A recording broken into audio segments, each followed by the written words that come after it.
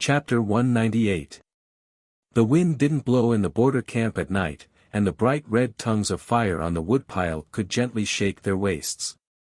Dozens of Tang border army elites were scattered around, either in deep sleep or vigilantly standing guard. Only Ning Ke and the captain were sitting by the fire. In the daytime, the captain called Ning Ke Mr. 13, as if he didn't know his real identity. However, at this time, beside the red warm fire, his title had been changed in a whisper. Your Excellency Ning, do you really want to go to Dongxing Stockade Village tomorrow? It's too close to Yan Kingdom. There may be trouble. Ning Ke was fiddling with the sweet potatoes in the fire with a branch. Hearing this, he looked up at him and couldn't help shaking his head. Looking around at the border army elites who didn't pay attention to him, he said, I've stayed in the frontier fortress for more than a month, but I didn't get into any trouble. In my opinion, this is the real trouble. He looked at the captain's seemingly dull and honest face and sighed, speaking of which, isn't our luck a bit too bad? You are the only secret bodyguard in Tuyang City, but you are sent to follow me. So I don't know who to ask if I want to ask about the situation in Tuyang City. The captain said with a wry smile, I also feel helpless when I know it's me who personally protects your excellency.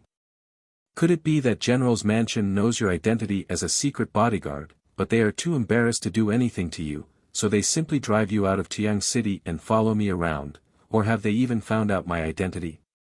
The captain shook his head and said, Please rest assured, your excellency. My identity should not be leaked. As for your excellency, I think neither the military counselor or the inner vanguard camp can guess that you are actually the secret bodyguard of His Majesty. Ning Ke pulled out 2 roasted sweet potatoes from the fire and gave one to the captain. He grabbed it with his fingertips and slowly tore off the skin of the other sweet potato. He lowered his head and began to gnaw on the steaming white flesh. He said vaguely, It's fine as long as no one finds out. I don't want to be watched by someone in the dark whenever I do something. The captain picked up the cooked sweet potato that rolled to his feet and looked at Ning Ke's face reflected by the fire, not knowing what to say. He had mixed feelings about Mr. 13 next to him. Other soldiers might not know Ning Ke's identity, but he was a secret guard. Of course, he knew that Ning Ke was a core disciple of the headmaster of academy. Why would such a distinguished bigwig come to the frontier fortress? What puzzled him even more was that they had to do such a troublesome thing. Why bother? It should be known that this was the wilderness with few people. This was a battlefield where long grasses hid bones. If one really angered General Xiahou, the general would not care whether you were a student of the 2nd floor of the academy or not. He would kill you and throw you into the depths of the grassland. Who would know how you died? Even the headmaster couldn't do anything about it. A faint sound came from afar. The cavalryman in charge of the night patrol stood up and walked toward the periphery. The captain glanced in that direction and changed the way he addressed him for the sake of safety.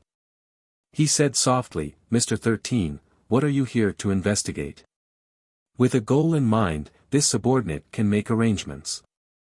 I came to the frontier fortress not to investigate anything, but to take a look on behalf of His Majesty. Ning Ke threw the half-eaten sweet potato into the fire and wiped the residue on his face with his sleeve. He said, but according to the current situation, there is no way to see anything. You have a special identity. The general's mansion is worried that something will happen to you. They also don't want you to get into trouble.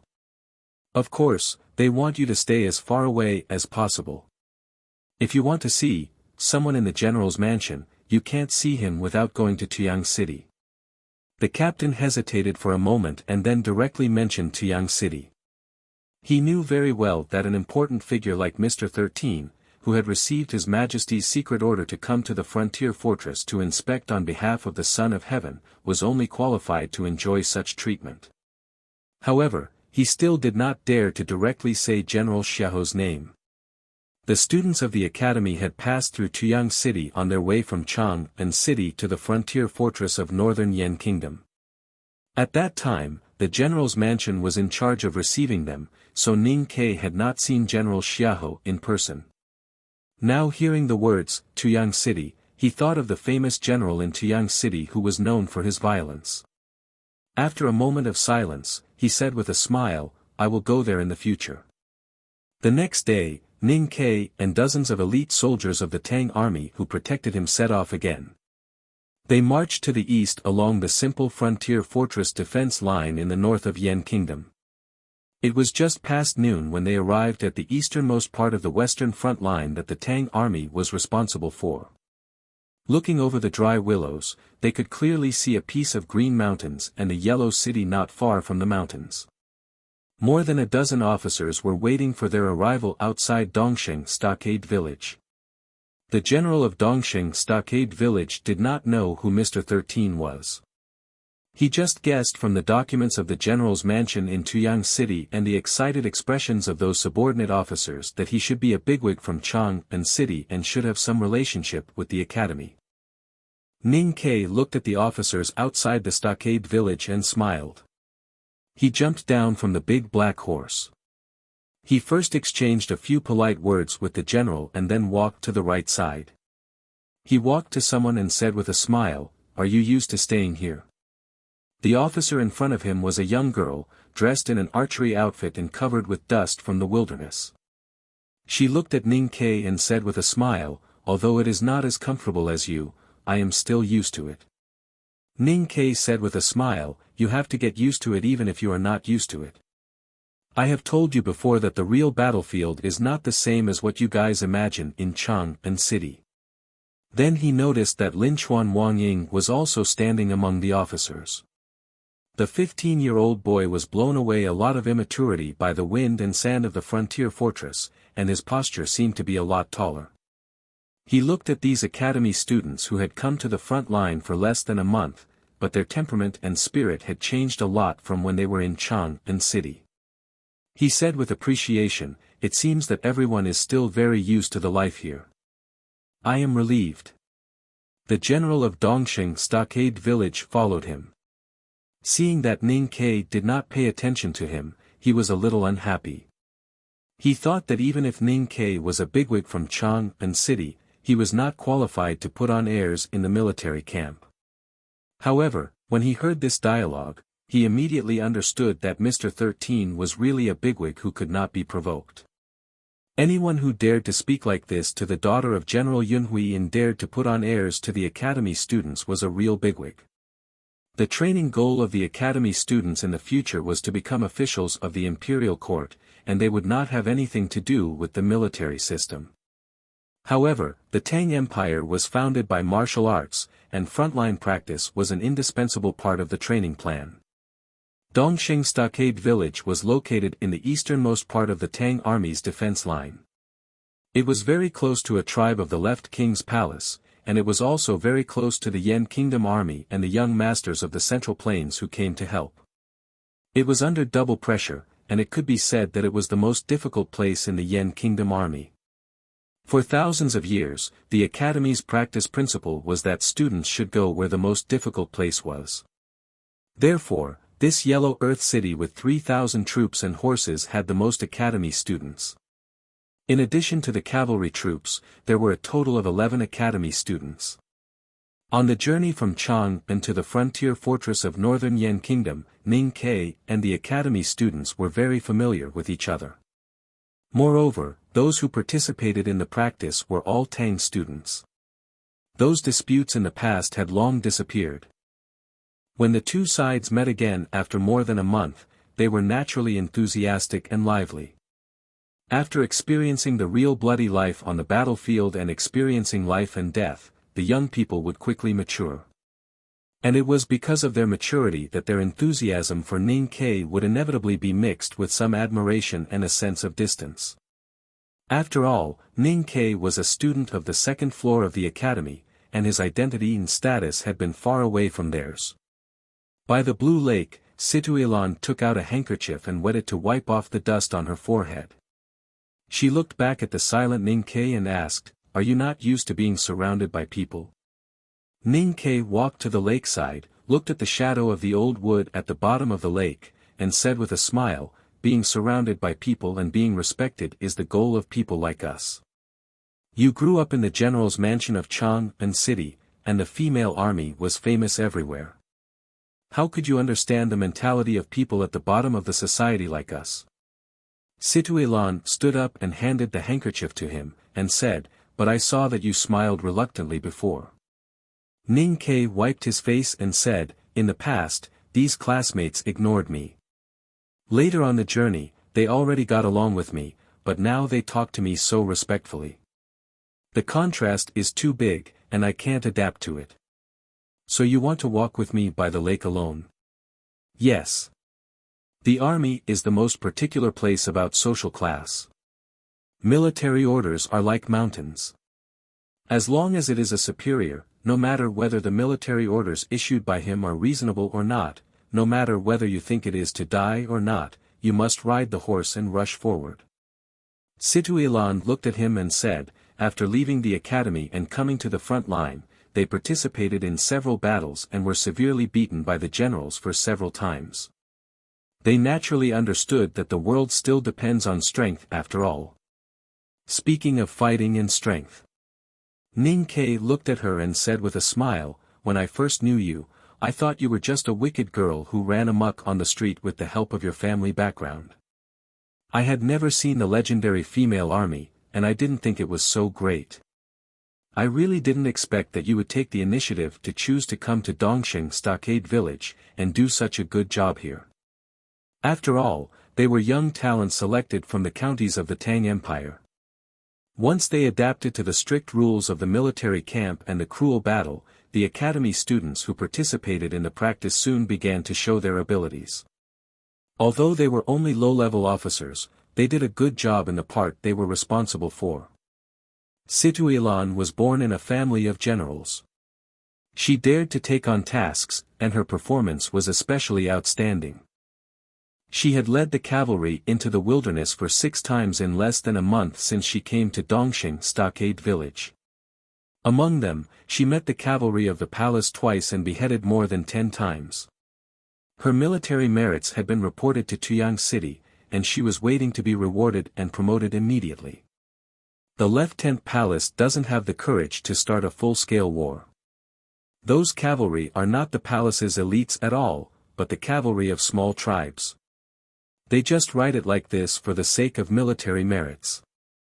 Situelan was valiant and heroic, without any arrogance, and said, "It's nothing to kill the cavalry of small tribes.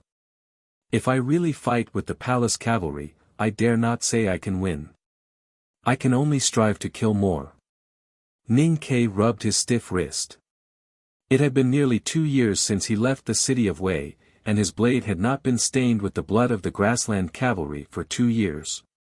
At this time, listening to Situ's calm and hot-blooded words, he could not help but miss those bloody times when he rode horses to Shubi Lake and chopped firewood with a knife. "In fact, I have always been curious about what kind of person you are." Situelan turned around by the lake, and her eyebrows slowly raised. She looked at Ning Ke's face with great interest and said, "My father once looked through your files in the military ministry, but he only told me some general information and refused to tell me too many details. When I asked him anxiously, he only said that if there was a chance to fight with you in the future, he would listen to everything you said. I rarely see my father speak so highly of people.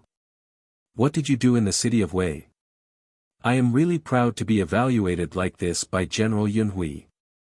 Ning Ke looked over her shoulder and fell on the blue lake, thinking of those years in the city of Wei. After a moment of silence, he said, "When I was in the city of Wei, I mainly did one thing." "What thing?" "Killing the horse gang. I heard that the horse gang in the wilderness is the fiercest. Even the cavalry of the Golden Palace is not willing to provoke them. It's not that exaggerated. But the composition of the horse gang is very complicated. There are real horse gang and homeless refugees.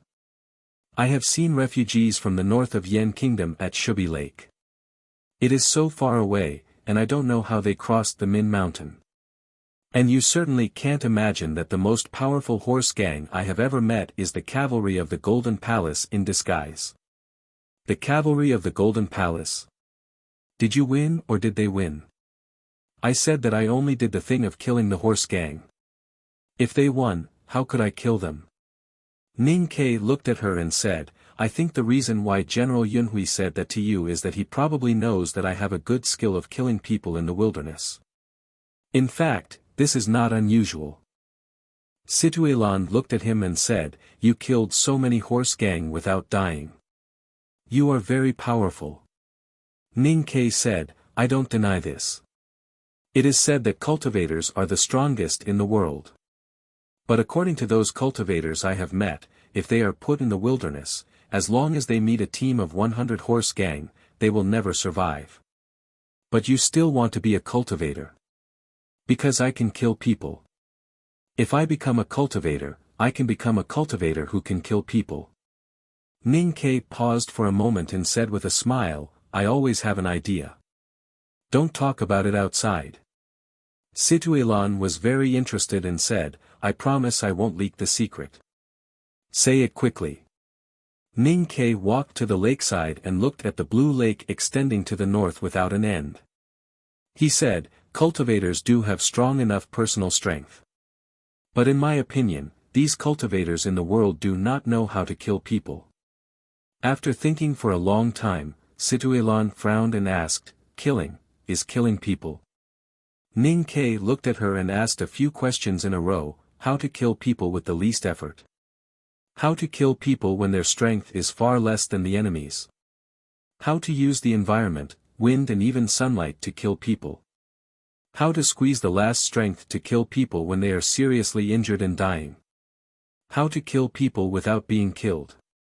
Situelan shook her head and thought that when she met the grassland cavalry in the wilderness, she picked up the bow and arrow to shoot, and picked up the padao to chop. How could there be so many questions? If killing people is really so complicated, can you teach me? This kind of thing can't be taught. You will naturally learn it when you kill more people. So the frontier fortress military camp is the most suitable place to practice killing skills. But cultivators rarely practice in the military camp. Ning Ke said, fortunately or unfortunately, I have lived in the military camp of the city of Wei for many years. I think this is why General Yunhui thinks I am good, and it is also what you can't understand for the time being.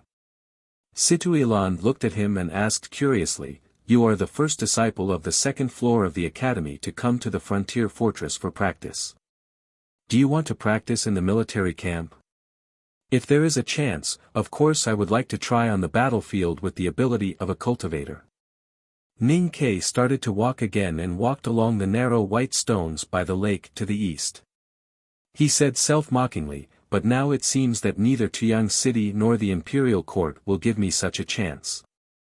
Situelan looked at his back and shook her head. Ning Ke quietly looked at the blue lake water, looked at the trees and white clouds reflected in the water in the distance, and looked at the depths of the wilderness that could not be seen by the naked eye. He felt that his fingers were more and more itchy. He did not know whether there were cultivators who specially practiced on the battlefield.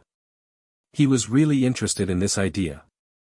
However, what really made his hands itch was not this idea, but some very simple things. Being in the wilderness, smelling the smell of horse dung in the wind and the smell of the slightly scorched grass burning, he felt that every part of his body was slightly trembling with excitement like the 3 long knives carried behind him. It was difficult to restrain the urge to rush into the depths of the grassland and swing his knife to cut down one enemy after another. Unfortunately, the blue lake in front of him was not Shubi Lake. No one knew what the name of the lake around Dongsheng Stockade Village was among the grassland barbarians. It was slender like a kidney. From here, it extended to the depths of the wilderness in the extreme north, and the end could not be seen. Because the lake was too deep, it was glowing with blue luster, like a sapphire that was melted and condensed into silk. This is a saline lake. The lake water is not drinkable, so we did not camp here. Situelan looked at his eyes quietly looking at the lake. She raised her arm and pointed to the forest by the lake in the distance. She said, when the barbarians' cavalry invaded the south in the past, they all drilled out from that forest. It was very sudden. But in recent days, no grassland people dare to approach here. Ning Ke looked at the faintly visible forest in the fog and asked, "Can we go there now? After crossing that forest, we will arrive at the eastern front of the Yen army. In order to avoid trouble, we don't go there.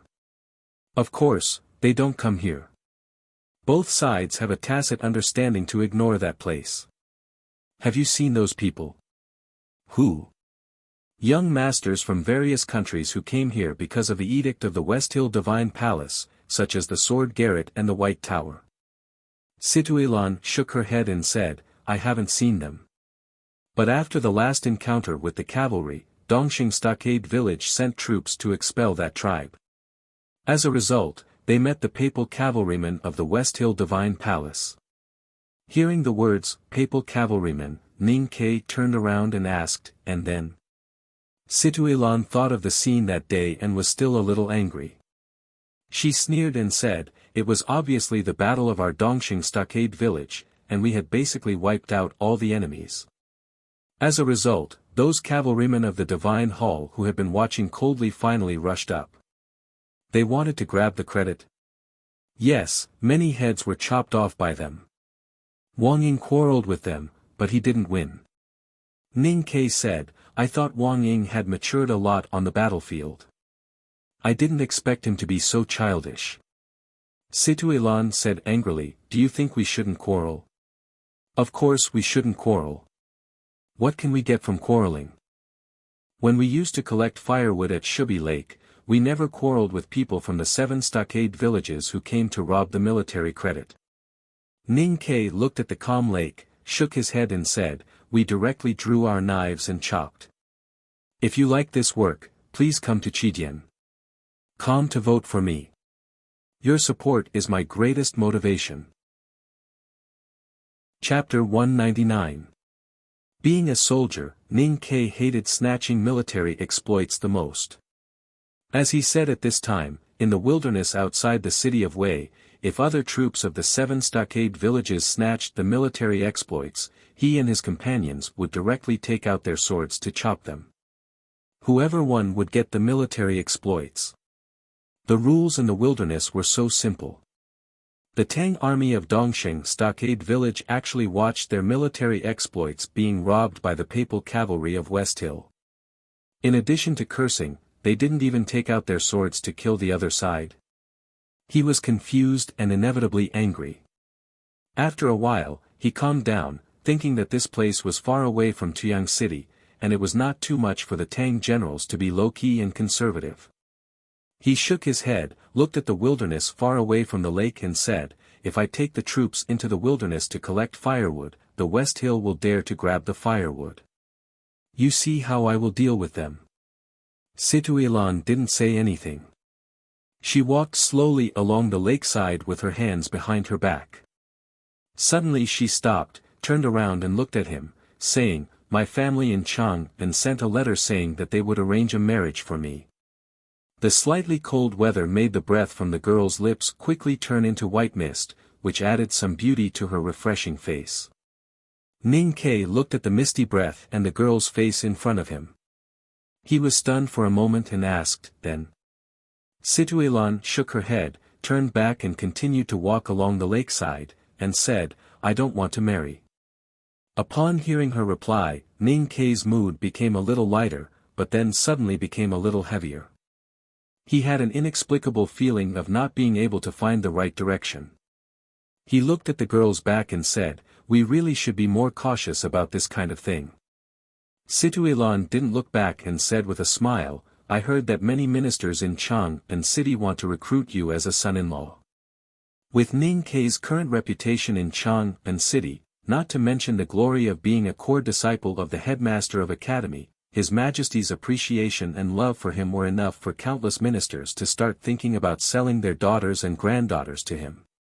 Ning Ke smiled and said, "General Yunhui probably didn't mean that." Situilan looked back at him and said, "My father knew that I was familiar with you, and he really thought about it." Ning Ke felt a little hot on his cheeks, subconsciously touched it, and didn't know how to answer. With her hands behind her back, Situelan stepped on the white round stone by the lake and continued to move forward. She said, "But I didn't agree." Ning Ke looked at the girl in light armor and her black braids swaying restlessly behind her. After a moment of silence, he could not hold back his curiosity and some kind of emotion that could not be expressed. He asked, "Why?" "Hee, because I don't want to get married." The girl's answer was concise and powerful. Her crisp laughter awakened the thin layer of ice on the surface of the lake. "There hasn't been a female general in the empire all these years. I want to be a female general, so I don't have time to think about marriage." Ning Ke could not help but feel a little ashamed as he listened to her. He kicked a weird-shaped white stone into the lake and said, "I'm focused on cultivation and have no time to think about these things." Situelan turned around and looked at the stone that smashed the thin ice and slowly sank to the bottom of the lake. After a moment of silence, she laughed heartily and looked at him and asked, "If you have time to think about it, what kind of girl do you like?" Listening to this question, Ning Ke could not help but think of the conversation with Chen Pippi in the back of the mountain of the academy. After thinking for a long time, he rubbed his chin and said seriously, "I like beautiful girls, with white skin, red phoenix eyes, red lips and a plump figure. It's better to be smart in terms of temperament. Don't always let me think about things." Situelan looked at him and shook her head. She sighed and said, "Your requirements are really not high. The ideas of most men in the world are almost the same. I can't see any novelty in you. Life was originally a very boring thing. Whether in Chang'an City or in the wilderness of northern Yan Kingdom, what was the essential difference between climbing buildings every day and wandering every day?" The academy students who practiced in Dongxing Stockade Village had their own combat tasks. It was impossible for them to accompany Ning Ke to stroll around the stockade village, eat, drink and chat every day. He had to stroll around the stockade village, eat, drink and chat with himself. It was extremely monotonous and boring. After a few days, he finally could not bear such a boring life anymore. He secretly led the big black horse and avoided the sight of the dozens of inseparable cavalrymen. He went out of the stockade village and came to the blue lakeside to relax. Without the dozens of cavalrymen following behind him as the second son, Ning Ke walked a little further today. He ran along the blue lake for 2 or 3 miles to the east and found a quiet lakeside to stop. He unloaded the heavy luggage on the back of the big black horse and patted it heavily on the butt. It was rare for the big black horse to have such a good time to relax. It neighed joyfully and dashed into the lake, splashing black mud on its hooves. Then it retreated to the shore at a faster speed, roaring angrily in a low voice. It trembled slightly and kept rolling its thick tongue and turning its lips. It was obvious that it was severely frozen by the cold lake water and the taste of the salty water was really not good. "I have never seen a warhorse that cares about its head and body like you." Ning Ke looked at it funny and pointed to the misty mountain forest not far away. He said, "Idiot, if there is a lake, there will be tributaries. Run over there and see if there is water to drink. Come back early later." The big black horse shook its head discontentedly and stamped its hind hooves to shake off some of the cold lake water on its body. Then it ran in the direction pointed by Ning Quebec. Ning Ke built a clay stove and cooked a pot of fresh vegetable soup. Smelling the gradually rising fragrance, he sat down by the quiet and deserted lakeside. Now there was no Sang Sang to serve him, so he had to serve himself. Fortunately, when Sang Sang was young, he needed to cook for both of them. He was still skilled in cooking and had never forgotten it. In the north of the wilderness, especially in the area between the central plains and the grassland, the northwest wind blew all year round and it was very cold. He was wearing a thick cotton-padded jacket and a black windbreaker on the outside. He just sat by the lake. He didn't know if it was because of the bowl of warm vegetable soup or because of his cultivation, but he didn't feel too cold. The shallow part of the lake near the shore was very transparent. He could clearly see the white stones at the bottom and the trees that had fallen for hundreds of millions of years. Looking into the distance, the lake became more and more blue. Tied by the mountains and cliffs on both sides, it was long and thin, extending to the depths of the wilderness in the extreme north. Ning Ke sat on the stone and looked at the beautiful lake view in front of him. He thought that yesterday he thought this blue lake looked like a kidney, which was really inelegant. In fact, it should be a woman's slender waist. The slightly swaying lake water was like a melting blue gem, pushing the thin ice condensed by the cold air to the lakeside piece by piece. Some gradually melted, and some overlapped. It was believed that as the winter became more and more intense, these thin ice would eventually become thick and hard ice cubes. Looking at the thin ice undulating with the lake, Ning Ke thought of the legendary people standing under the ice, and the things that he and Situelan talked about when walking by the lake a few days ago. He could not help but show a self-deprecating emotion on his face. When people in the world reached a certain age, they always had to consider the marriage of men and women. He had never seriously considered it before, and indeed did not have any improper thoughts about Situ. But when he heard that Situ refused General Yunhui, he still felt a little unhappy. Last spring at the entrance of Northern Mountain Road, he also had this kind of emotion. At that time, he was very clear that there was absolutely no possibility between him and Li Yu, the princess of Tang Empire. But when Li Yu left his shoulder and slowly stood up to restore her graceful appearance, there were still many inexplicable emotions in his heart. He scooped up a ladle of lake water and put out the remaining flames in the stone stove. He sat down by the lake again, looking at the thin ice that was more like sugar skin than glass, and said to himself with a slight mockery, "I forgot who said that there are only two kinds of women in the world, your own and others. Are all men like this?" This sentence was said by Lu Xiaohui, but he had always taught Sang Sang to remind himself that anyone who talked about feelings, especially love, was an idiot. So it did not take long for him to be immersed in this self-deprecating emotion. He was awakened by the horrible prospect that he might become an idiot, and began to think about some things that he thought were more meaningful now. He had been in the wilderness of Northern Yan Kingdom for more than a month, but he had not seen Xia Ho. Naturally, he could not go to see him on behalf of His Majesty. Although Tuyang City was close, he was really not sure whether he should go or not. He also did not know what would happen if he met Xia Ho now.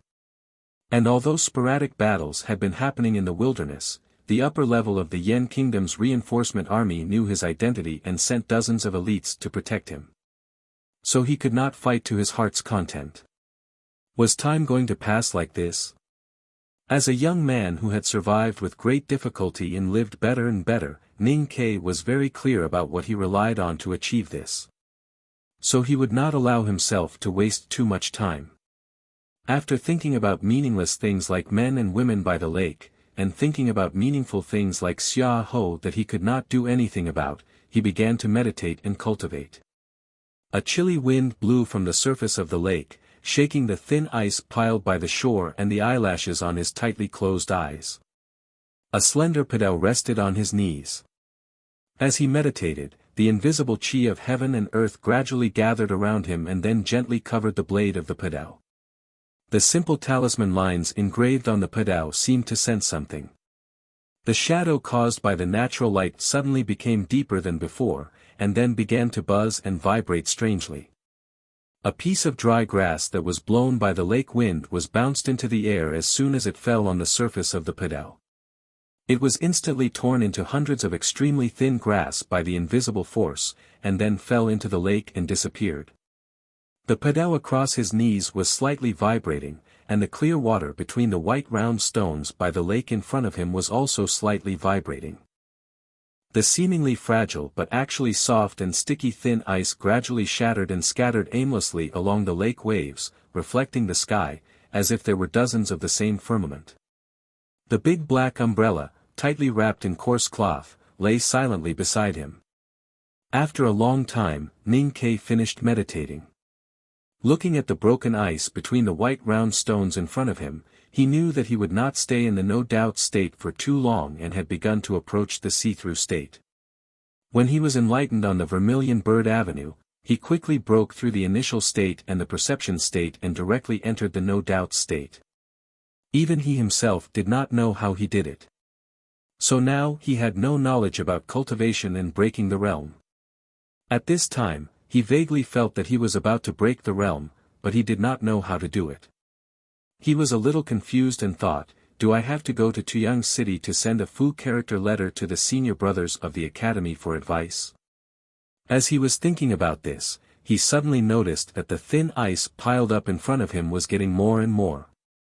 Looking at the distance in front of his right hand, he saw many pieces of thin ice shining like a mirror were slowly flowing over.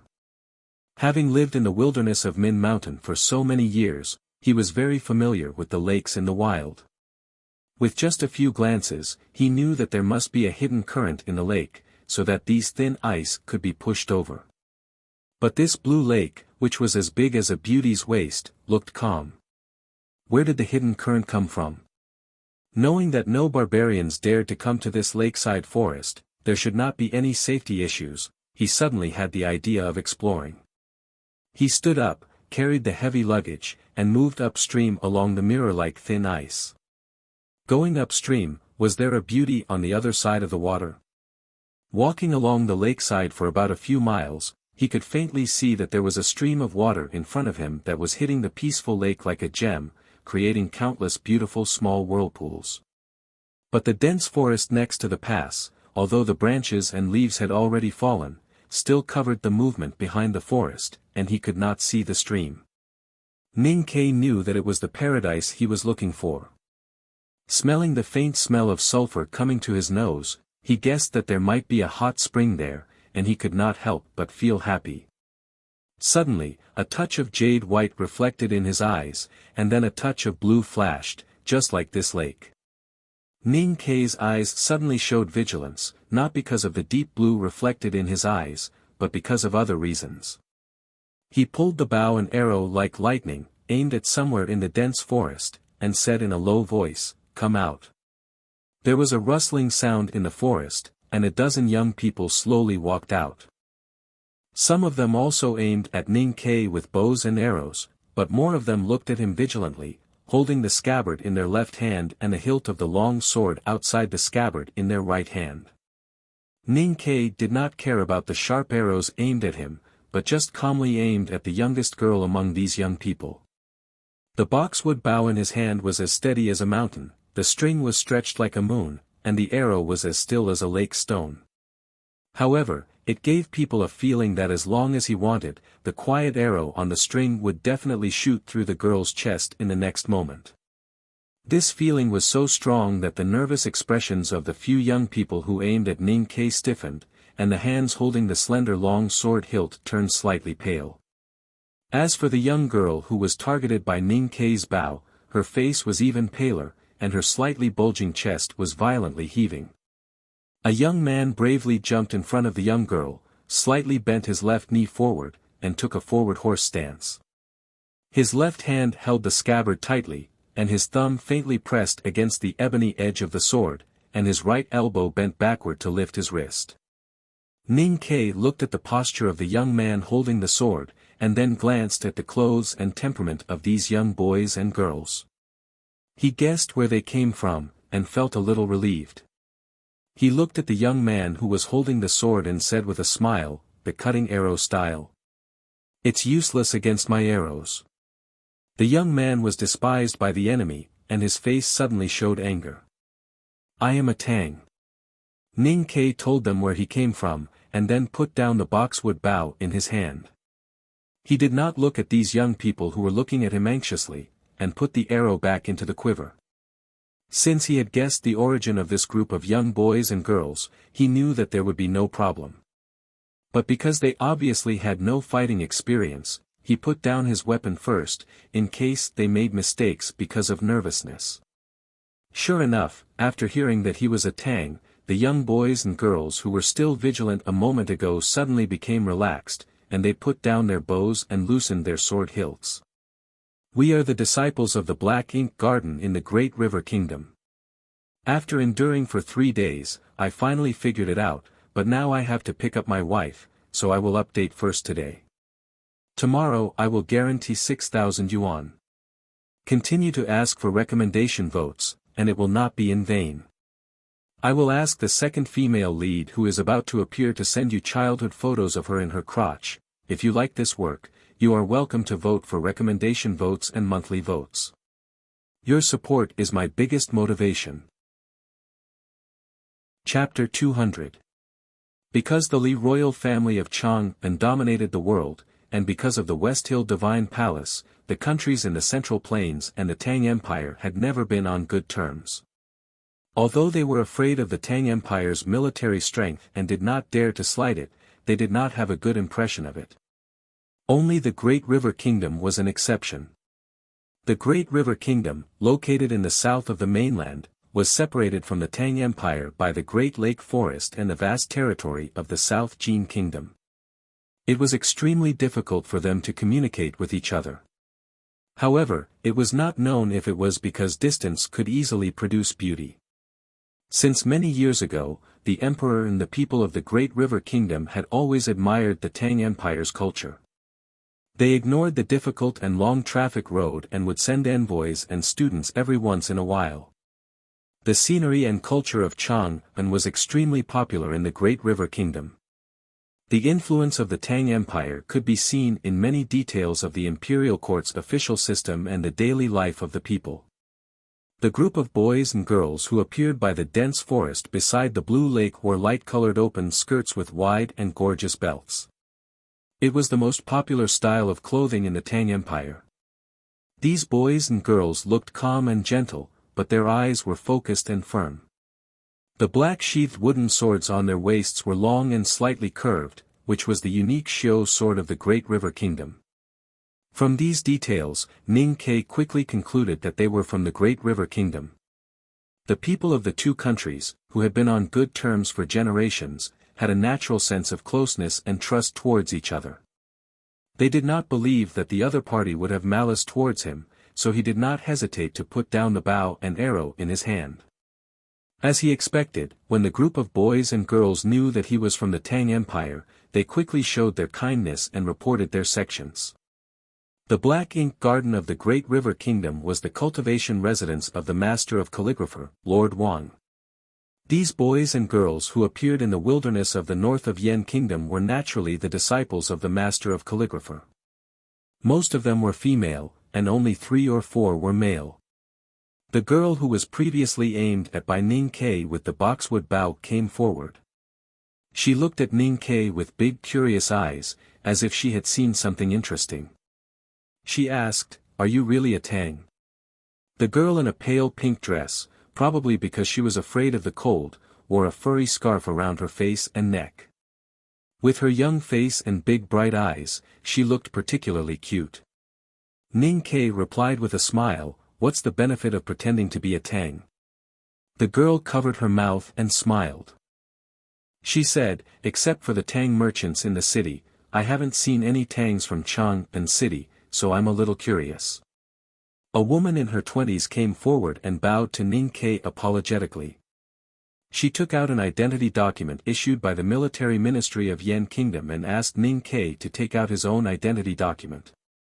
After all, this was the wilderness, not far from the battlefield. He could not let his guard down just because of Ning Ke's words. He understood Ning Ke's cautiousness very well. He took off his backpack, took out the document issued by Tuyang City and handed it to Ning Quebec. After confirming that Ning Ke was a Tang, these disciples from the Great River Kingdom's Black Ink Garden suddenly became more relaxed. Those girls looked at him from afar and discussed curiously. The woman sincerely apologized and said, "I didn't know who you were and pointed at you with swords and arrows. It's really rude.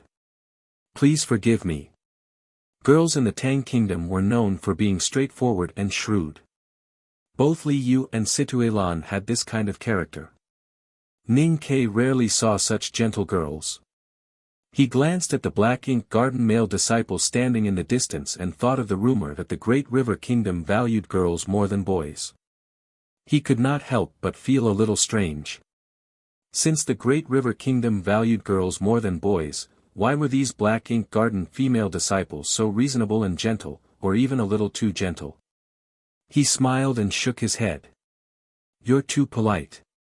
This hot spring was discovered by you first. I'm the uninvited guest. If someone needs to apologize, it should be me. The woman in her 20s hesitated for a moment and said, You're really a person from the Tang Kingdom. You're gentle and generous. I'm Zhuo, the third disciple of the Black Ink Garden. If you like this hot spring, why don't? If it was an ordinary soldier of the Tang Kingdom, the third disciple of the Black Ink Garden would not be so gentle. But this place was not far from Dongxing Stockade Village. The black gown worn by Ning Ke was a farewell gift from Mistress Jian of the House of Red Sleeves. Both the material and the embroidery were first-class skills in the world. How could the women of the Great River Kingdom not understand the clothes of the Tang Kingdom? Just by a glance, they guessed that Ning Ke must have an extraordinary background. Maybe he was one of those academy students who were heard to practice in Dongxing Stockade Village. So their attitude became more gentle and humble. How could it be so? Ning Ke said with a smile, I just walked along the lake casually.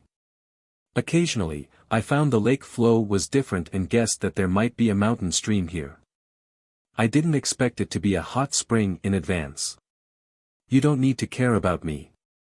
Listening to this, the woman's expression was still calm, but she was relieved in her heart. With the respect of the Great River Kingdom to the Tang Kingdom, especially after guessing that Ning Ke might have an extraordinary background, she would probably leave with her junior sisters and brothers directly and give this hot spring to Ning Ke at other times. But now it was very inconvenient. If that's the case, I won't disturb your quiet cultivation. Zhuo saw that he didn't intend to introduce himself, so she didn't take the liberty to ask. She said with a smile and bowed respectfully. Then she led the group of boys and girls into the dense forest. Ning Ke looked at the depths of the dense forest and vaguely saw the steam coming from the hot spring. There was also a yellow cloth circle about 1.5 man's height. He thought that the girls of the Great River Kingdom were probably soaking in the hot spring behind that group of cloth circle. No wonder they were so nervous before. If they let other men steal all the spring scenery with their eyes, what should they do? He didn't expect to meet the female disciples of the Great River Kingdom of the Black Ink Garden while walking along the lake. It seemed that today's luck wasn't too bad. He picked up the luggage on the ground, turned around and walked from where he came from. He thought that the scenery of a shallow pool seeping out of a white stone by the lake was not bad, so he planned to meditate and cultivate there. At this moment, there was a sudden sound of footsteps behind him. He turned around curiously. The girl from the Great River Kingdom who had been targeted by his bow and arrow ran over. Because she ran too fast, her tender little face was full of blush, and the furry beast tail on her neck had already spread out, which made her look even more adorable. Ning Ke asked, What's the matter? The girl opened her big black eyes and stared at Ning Ke's cheeks full of gentle expression. Thinking of the calm and indifferent archer just now, she subconsciously scratched her head and asked, Can you tell me why you aimed at me with a bow and arrow when we came out of the forest together with so many senior brothers and senior sisters? If I say to catch the bandits, first catch the ringleader, will you believe me? Ning Ke replied with a smile. The girl giggled and shook her head. Of course not. There are so many disciples in the Black Ink Garden, but I have always been the weakest one. And at that time, I didn't have any weapons in my hand. Senior brothers had bows and arrows in their hands, and senior sisters wore shio swords on their waists. You are so strong, so of course you won't regard me as the most threatening one. Ning Ke didn't expect that she could think of so many things from that aiming. After a slight shock, he honestly replied, The reason why I aimed at you was indeed because you were the weakest one in the crowd. Then he added an explanation. If you can't target the most important person among the enemies, then you should target the one who is the most vulnerable to attack. Then it will be easier to negotiate later. The girl looked at him curiously and asked, If there was really a misunderstanding at that time, would you really shoot me? There was no resentment, no anger, just pure curiosity. Ning Ke nodded. The girl's dark eyes revealed a surprised emotion. She said, "But will the Tangs also bully the weak? We Tangs are also ordinary people. There are good people and bad people." The girl was puzzled and asked, "But you are not a bad person." Looking at the cute girl who was like a cub, Ning Ke couldn't help but reach out and rub her head. He said with a smile, "There is no such thing as good people and bad people on the battlefield, only the dead and the living." After a pause, he looked at her slightly red and tender face. He didn't know if he was affected by those memories, but the smile on his face gradually disappeared.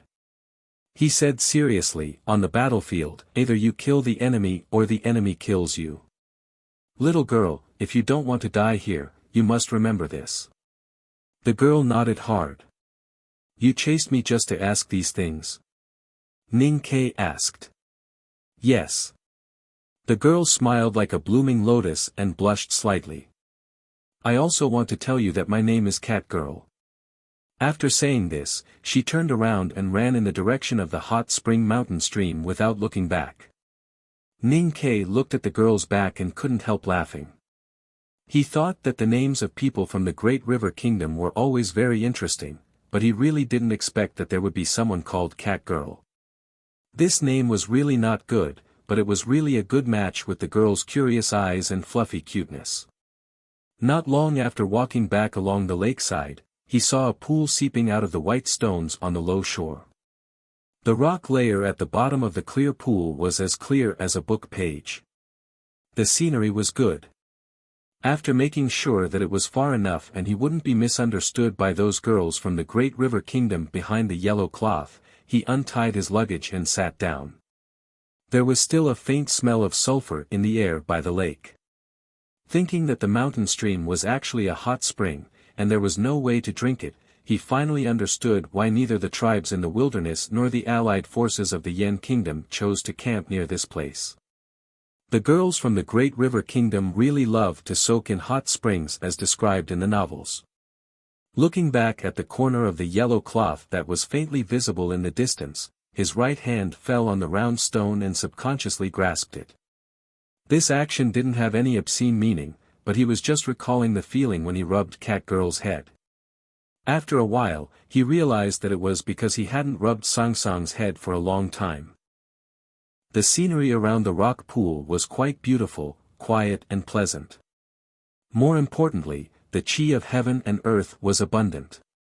Since there was no way to jump into the mountain stream and bathe with the girls from the Great River Kingdom, Ning Ke naturally didn't want to give up such a good place for cultivation. The next day, he rode the big black horse to the lakeside again. Sitting in the lake wind, he closed his eyes and meditated quietly.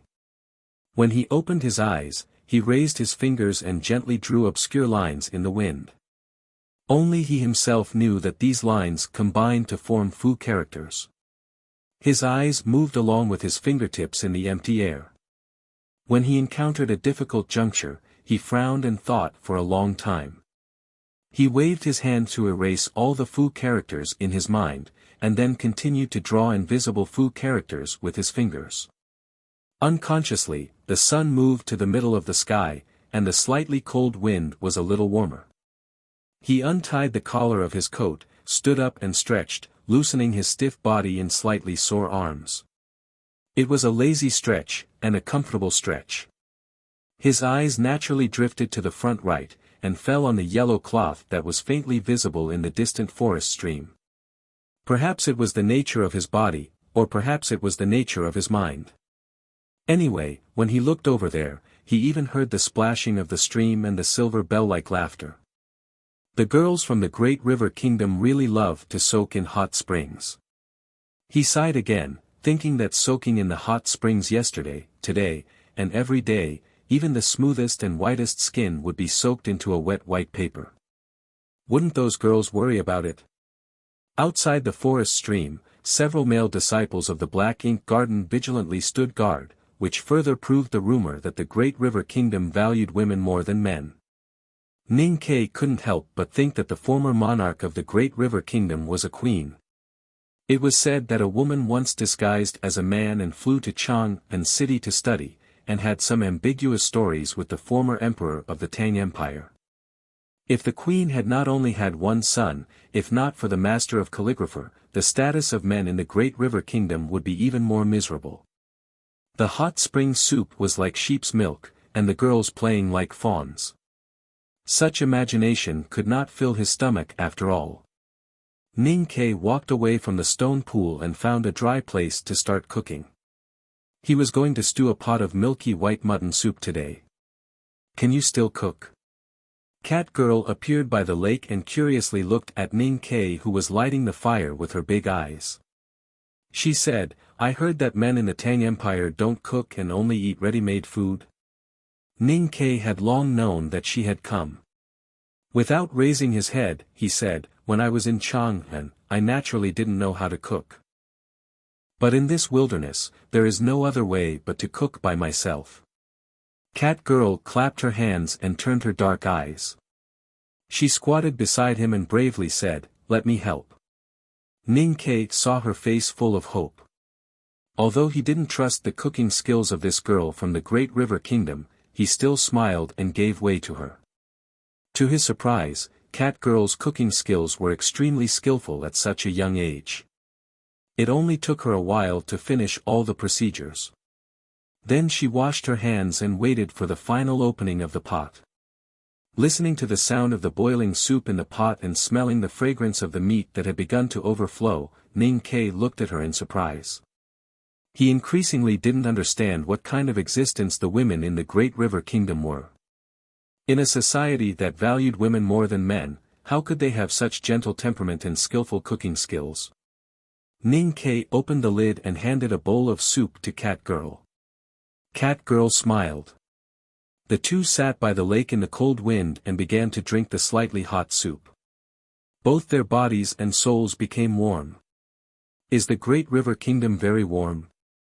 Yes. Cat Girl nodded. Looking at the thin ice on the lake, she shivered and said, I didn't expect the Yen Kingdom to be so cold. The cotton-padded clothes I bought on the way in West Hill seemed to be completely unable to withstand the wind. In a few days, when the real winter comes, or when you enter the real depths of the wilderness, you will know what a knife-like wind is. Speaking of which, you are so young. Why did you follow senior sisters to the front? I am 14 this year. Cat Girl opened her big eyes and looked at him in confusion. She asked, still young? Is 14 not young? Cat Girl frowned slightly and pouted. She said, you can get married at 14. How can you be young? It seemed that the law of the Tang Empire stated that one could only get married at the age of 16. Ning Ke held the soup bowl and looked at the slowly rising hot mist on the lake. He thought that Sang Sang was also 14 this year. Could she get married in the Great River Kingdom? After drinking the mutton soup, Cat Girl quickly took off the furry collar around her neck, rolled up her sleeves, and washed the bowls, chopsticks, pots and pans, regardless of Ning Ke's objection. Looking at the busy little figure by the lake, Ning Ke naturally thought of Sang Sang again. In the more than a month after leaving Chang'an City, he rarely thought of the little handmaiden at home. However, after meeting Cat Girl, he thought of Sang Sang more and more often, not knowing whether it was because of their similar age and figure or other reasons. A small gift to express my gratitude. When Cat Girl said goodbye, Ning Ke took out a box of snacks from his bag and handed it to her. Cat Girl wanted to refuse, but when she saw the exquisite emblem on the wooden box, her big eyes suddenly lit up and she shouted in surprise, is this the osmanthus cake from Chang'an City? Furong store. It seems so. The pastries in Ning Ke's bag were all prepared by Mistress Jian, and the snacks prepared by Xiao Chao were undoubtedly Sang Sang's favorite. He vaguely remembered that it seemed to be the osmanthus cake from some store. Furong store sells other pastries in the capital city, but we don't have osmanthus cake, because this osmanthus cake is made from the osmanthus outside the Daming Palace. Cat Girl was pleasantly surprised and held the box of pastries like holding a treasure. She took out a piece and carefully put it into her mouth to chew, with a very happy and intoxicated smile on her face. Looking at the smile on the little girl's face, Ning Kei was very happy. He remembered that when he brought back pastries for Sang Sang from the House of Red Sleeves last year, she seemed to smile like this. But why did he think of her again? My love is on the mountainside. It's too high to find her. My love gave me osmanthus cake. What should I give her? Knockout drug? Ning Kei always felt that he seemed to have read such a poem somewhere, but he couldn't remember the specific year, month and day of this memory. He was only a little uneasy because of the osmanthus cake in the poem. He secretly hoped that the female disciple of the Black Ink Garden would not misunderstand his meaning. Although there were no pear blossoms on his head, he did not want to bully the tender flowers and grass. It turned out that he thought too much, or the disciples of the Black Ink Garden had already planned to deal with this kind of thing. The next day after he gave the osmanthus cake, the female disciple named Zhuozhihua came with a big pot of stewed fish as a return gift. The stewed fish was really sweet and smooth, and the attitude of the girls of the Great River Kingdom was really gentle. There was nothing wrong with it, which really made people feel flattered. Ning Kei could not eat for free, so he took out a box of pastries from his bag as a return gift. The days gradually passed in the exchange of various stewed pots of the Great River Kingdom and various pastries from Chang'an City. The coldness of the wilderness of the north of Yan Kingdom was getting deeper and deeper. Winter was officially coming. The thin ice on the lakeside gradually melted and condensed, becoming a whole piece like a mirror. Only the ice near the shore of the hot spring lake was still a piece of blue. Although they did not talk too much and did not even meet too many times, Ning Kei and the girls of the Black Ink Garden of the Great River Kingdom had become familiar with each other. The girls did not ask his origin, the name of his master, and he did not ask why they did not stay in the coalition army camp but chose to come to this wilderness. Winter was coming, and the coldness was getting stronger. The hot spring behind the yellow cloth fell along the steep cliff, forming a stream and pool. White steam filled the air, but it was still as warm as spring. Because the temperature inside the cloth was too high, Cat Girl only wore a small close-fitting underwear. She sat on the wet stone by the stream, kicking her 2 small feet and holding a few pastries in her hands, happily eating. The light underwear was stuck to the girl's still developing body by the humidity in the air, showing a few slightly bulging curves. She looked at the pool below the warm stream and shouted, "The last 2 pieces of osmanthus cake, you really don't want to eat?" Zhuozhihua walked to the stream, looked at the direction of the pool, and said with a smile, "Hill Master, have a try." The milky white mist filled the top of the pool, and only a vague figure could be seen. Suddenly a cold wind blew from the depths of the forest, passing through the cloth and blowing the hot mist on the surface of the pool, making it shake uneasily, and the sight became a little clearer. There was a rock sticking out of the water in the pool. A girl sat quietly on the rock, with her back to the stream bank. Her lower body was wrapped in a thin white wet cloth, and her upper body was bare. Her black hair fell like a waterfall on her naked back, and water drops slowly fell from the ends of her hair. "You guys eat." Zhuozhihua looked at the girl in the pool and said worriedly, "Hill Master, the Allied forces are not willing to pay attention to us at all. Whether it is the logistics or the camp, there are many difficulties. Are we going to stay here forever?" Cat Girl threw the wet hair on her shoulder to the back, walked to the edge of the pool and said angrily, "In my opinion, we might as well go to Dongxing Stockade Village. The general of the Tang Empire will definitely welcome us." Zhuozhihua rubbed her head and said helplessly, "Although the Great River Empire and the Tang Empire have been on good terms for generations, the disciples of Black Ink Garden came here under the edict of the Divine Hall. Your Majesty doesn't dare to offend the Divine Hall. And don't forget that Master is a visiting professor of the Divine Hall. If we leave the coalition army and go to the Tang camp, we will bring trouble to Master." Cat Girl rolled her dark eyes and said, "Senior sister, why don't we just tell them your identity? When I saw the flower addict, Lu Qinjia, entering the military camp with the Revelation Institute a few days ago, those fellows from the Yen Kingdom and the Yueluan Kingdom were so obedient and respectful. If they knew that you were here, they wouldn't dare to treat us so badly." After a moment of silence, the black-haired girl on the rock in the pond said softly, "There is no need to fight over such trivial matters." One day, Ning Kai came to the lakeside a little earlier than usual. He put down his luggage by the stone pond and thought that the girls of Black Ink Garden should still be resting, so he casually glanced at that place. Then he saw a picturesque scenery. He saw a picturesque painting as beautiful as a scenery. In the dim morning light, a girl stood at the end of the slanting branches extending to the winter lake. The girl was dressed in a light white dress. Her black hair casually tied behind her back like a waterfall. Her bare feet stepped on the thin branches. As the cold wind blew over the lake, the branches swayed up and down gently. Her body also swayed slightly with it. She looked extremely comfortable, as if what came to her face was not the winter wind of the wilderness, but a warm spring breeze. Ning Kai looked at her quietly and did not make a sound. He subconsciously did not want to destroy this picture. The girl in white standing at the end of the slanting branches seemed to sense his gaze.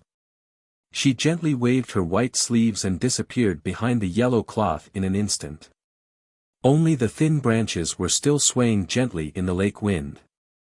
Ning Kai looked at the slightly trembling branches and slowly raised his eyebrows. He did not see her face clearly. He only remembered the blue ribbon tied around the waist of her white dress when she left like a ghost. A touch of white dress, like the clouds on the lake. A touch of blue, like the water in the lake. I think it will be interesting to look back at this chapter a year later. I will try my best to satisfy myself. Good night everyone. To be continued. If you like this work, please come to Chidian.com to vote for me. Your support is my greatest motivation. Chapter 201. The girl in white disappeared behind the cloth and never appeared again. From morning to evening, Ning Kai turned to look at the direction of the mountain stream from time to time. His neck and eyes began to ache, but he still couldn't see the girl in white. He secretly guessed the identity of the girl, but could only be sure that she was a female disciple of the Black Ink Garden in the Great River Kingdom. He couldn't think of anything else, so he had to resentfully pack up and return to Dongsheng Stockade Village. During the time when winter began to cover the wilderness, the situation in the north of Yen Kingdom quietly but clearly changed. The sporadic battles between the Central Plains Coalition Army and the Left King's Palace led to hundreds of cavalry corpses in the wilderness, and also prevented any trade between the two sides. Both sides' determination and bargaining chips had been seen clearly, so the Chanyu of the Left King's Palace unexpectedly sent a messenger to convey his idea of peace to the Central Plains people. As Ning Kai analyzed, neither the West Hill Divine Palace nor Chang'an City regarded the Left King's Palace as their real enemy, and the Left King's Palace was not so weak that they would be defeated in one blow. Although the barbarian cavalry wandering in the winter grass suffered a great loss from the wilderness people returning to the south, it didn't mean that they were really afraid of the Central Plains people, especially the army of Yen Kingdom on the eastern front. Therefore, after some superficial reprimand and discussion, the Central Plains Coalition Army agreed to the Left King's Chanyu's request for peace. Since the beginning of the negotiation, of course, there must be someone who was responsible for unifying the thinking and leading the negotiation process. General Xiahou naturally couldn't leave Tuyang City to the wilderness to negotiate in person, and the Tang Empire would not allow the West Hill Divine Palace to preside over this matter. After several arguments, the final decision was that everyone should go. The tentative attack and defense in the wilderness had nothing to do with Ning Kai, and the upcoming negotiation had nothing to do with him. Although the upper level of the Yen army knew that his background was terrible, after all, he didn't have any military identity. In fact, with his current status, there was no harm in representing the Tang army to negotiate. But the counselors in the general's mansion in Tuyang City, just like in the past 2 months, did not dare to let him take the risk in the wilderness. The north wind whistled outside the window, and the room was hot. Ning Ke was focused on reading by the dim light at the table. The captain glanced at him and said, 3 days ago, someone from Tuyang City disguised as a caravan and left the city. Their direction should be the wilderness. Although the peace talks are about to start, the ban on commerce has not been lifted. I don't know why these people are so anxious. I don't think they are spies from the military camp. As a secret guard of the empire, the captain followed Ning Ke's lead after knowing his identity. Logically speaking, a secret guard could only report what he knew and not make any guesses. However, thinking of the strange caravan in Tuyang City, he could not hold back and said tentatively, I heard that General Xiahou is a visiting professor of the West Hill Divine Palace. You don't have to sound me out like a woman here. I don't know what His Majesty wants to do. You don't have to know what I'm going to do in the wilderness of the north of Yan Kingdom under His Majesty's secret order. Ning Ke put down the scroll in his hand, looked at him, shook his head and said, the whole world knows that General Xiahou is a visiting professor of the West Hill Divine Palace, but so what? Lu Bai, the Sage of Sword, is also a visiting professor of the Divine Hall. My teacher is the great divine priest of the Divine Hall. The people of the Tang Empire also believe in Haotian. Is this a crime? Looking at the hesitant subordinate, he smiled and waved his hand. He continued, if General Xiahou wants to see someone from the West Hill Divine Palace, why can't he? Why must he secretly meet in the wilderness of the north of Yan Kingdom during the war? He is not an idiot. Don't think too much. Just continue to help me look after Tuyang City. The captain took the order and left. Ning Ke looked at the weak flame of the oil lamp on the table and slowly frowned. As he said before, the Tangs respected Haotian. However, everyone knew that the Empire and the Divine Hall were two sides of the same coin.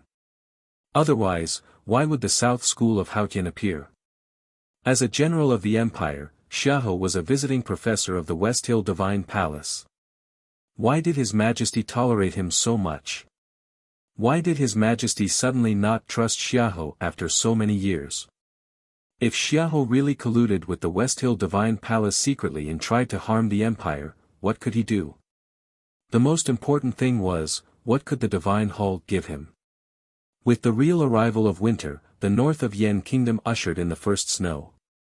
Dongxing Stockade Village also ushered in an array tactical master. The array tactical master took the document of the middle military camp and said that because of the cold weather, the middle military camp was worried that the defensive tactical arrays in the frontier fortress defense lines would be damaged. Therefore, he was sent to check and repair them. There were very few cultivators in the world, and talisman masters and array tactical masters were even rarer. No matter in the bustling city or the bitter cold frontier fortress, such people were always respected. Especially on the battlefield, if there was an excellent array tactical master, the military defense line would naturally be more stable. Therefore, the arrival of this array tactical master was warmly welcomed by the generals and ordinary soldiers. The general of Dongxing Stockade Village eagerly welcomed this array tactical master into the tent. He was ready to slaughter sheep and cook cattle to entertain him. Unexpectedly, the array tactical master waved his hand to send away the soldiers who served him. Looking around and no one was around, he asked seriously, "Is Mr. 13 here?" The jet-black waist token seemed to reflect no light. It was dull and dark but not dirty. It was more like a piece of black jade that had been soaked in the ink lake of the great river kingdom for thousands of miles. The two waist tokens slowly approached each other. When they were only a little bit apart, they seemed to be attracted by some kind of suction and automatically stuck together. Those seemingly inconspicuous but actually wonderful secret talismans on them were perfectly wedged together. Ning Ke looked at the waist tokens that were put together and curiously said, "It turns out that there is such a use. The waist tokens of the Imperial Center Administration are all specially made. Even the West Hill Divine Palace is difficult to forge. Therefore, as long as you see the waist token, you can confirm the identity of the holder. The Array Tactical Master from the Middle Military Camp explained a few words to Ning Quebec. Then he stood up and made a deep bow, saying respectfully, Chu Xianga, the Array Tactical Master of the Imperial Center Administration, greets your excellency. Ning Ke looked at the Array Tactical Master's gray hair and did not want to accept the bow. He quickly helped him up and said, I am just a non-staff member of the Imperial Center Administration. I am not a lord. The Array Tactical Master looked at the jet-black waist token in his hand. His eyes were full of sighs and smiles. He explained, Your Excellency, your waist token is not something that a non-staff member can hold in his hand. This waist token has extremely high authority. Except for the Master of Nation and the Chief Officer of the Imperial Center Administration, even the Wayfarer of the South School can't command you. Ning Ke took back the waist token and held it in the air for a long time. However, he did not see anything special about it. He thought that when he entered the palace that day, when His Majesty finally gave him this waist token, he was quite dissatisfied. If this waist token was really as powerful as this person said, he seemed to have wronged His Majesty. Even if we don't talk about the official position of the Imperial Center Administration, I am the 34th generation disciple of the South School of Haotian. You are the successor of Master Yen Sei. According to seniority, you are my Grand Master. Could it be that you want me to kneel down and kowtow to you? Ning Ke smiled and waved his hand. He said, I know that I have a high seniority, but I didn't expect it to be so high. Let's cut to the chase. You must have something important to tell me today. The desolate man went south and forced the tribes of the left king's palace to move south. This matter is not a big deal.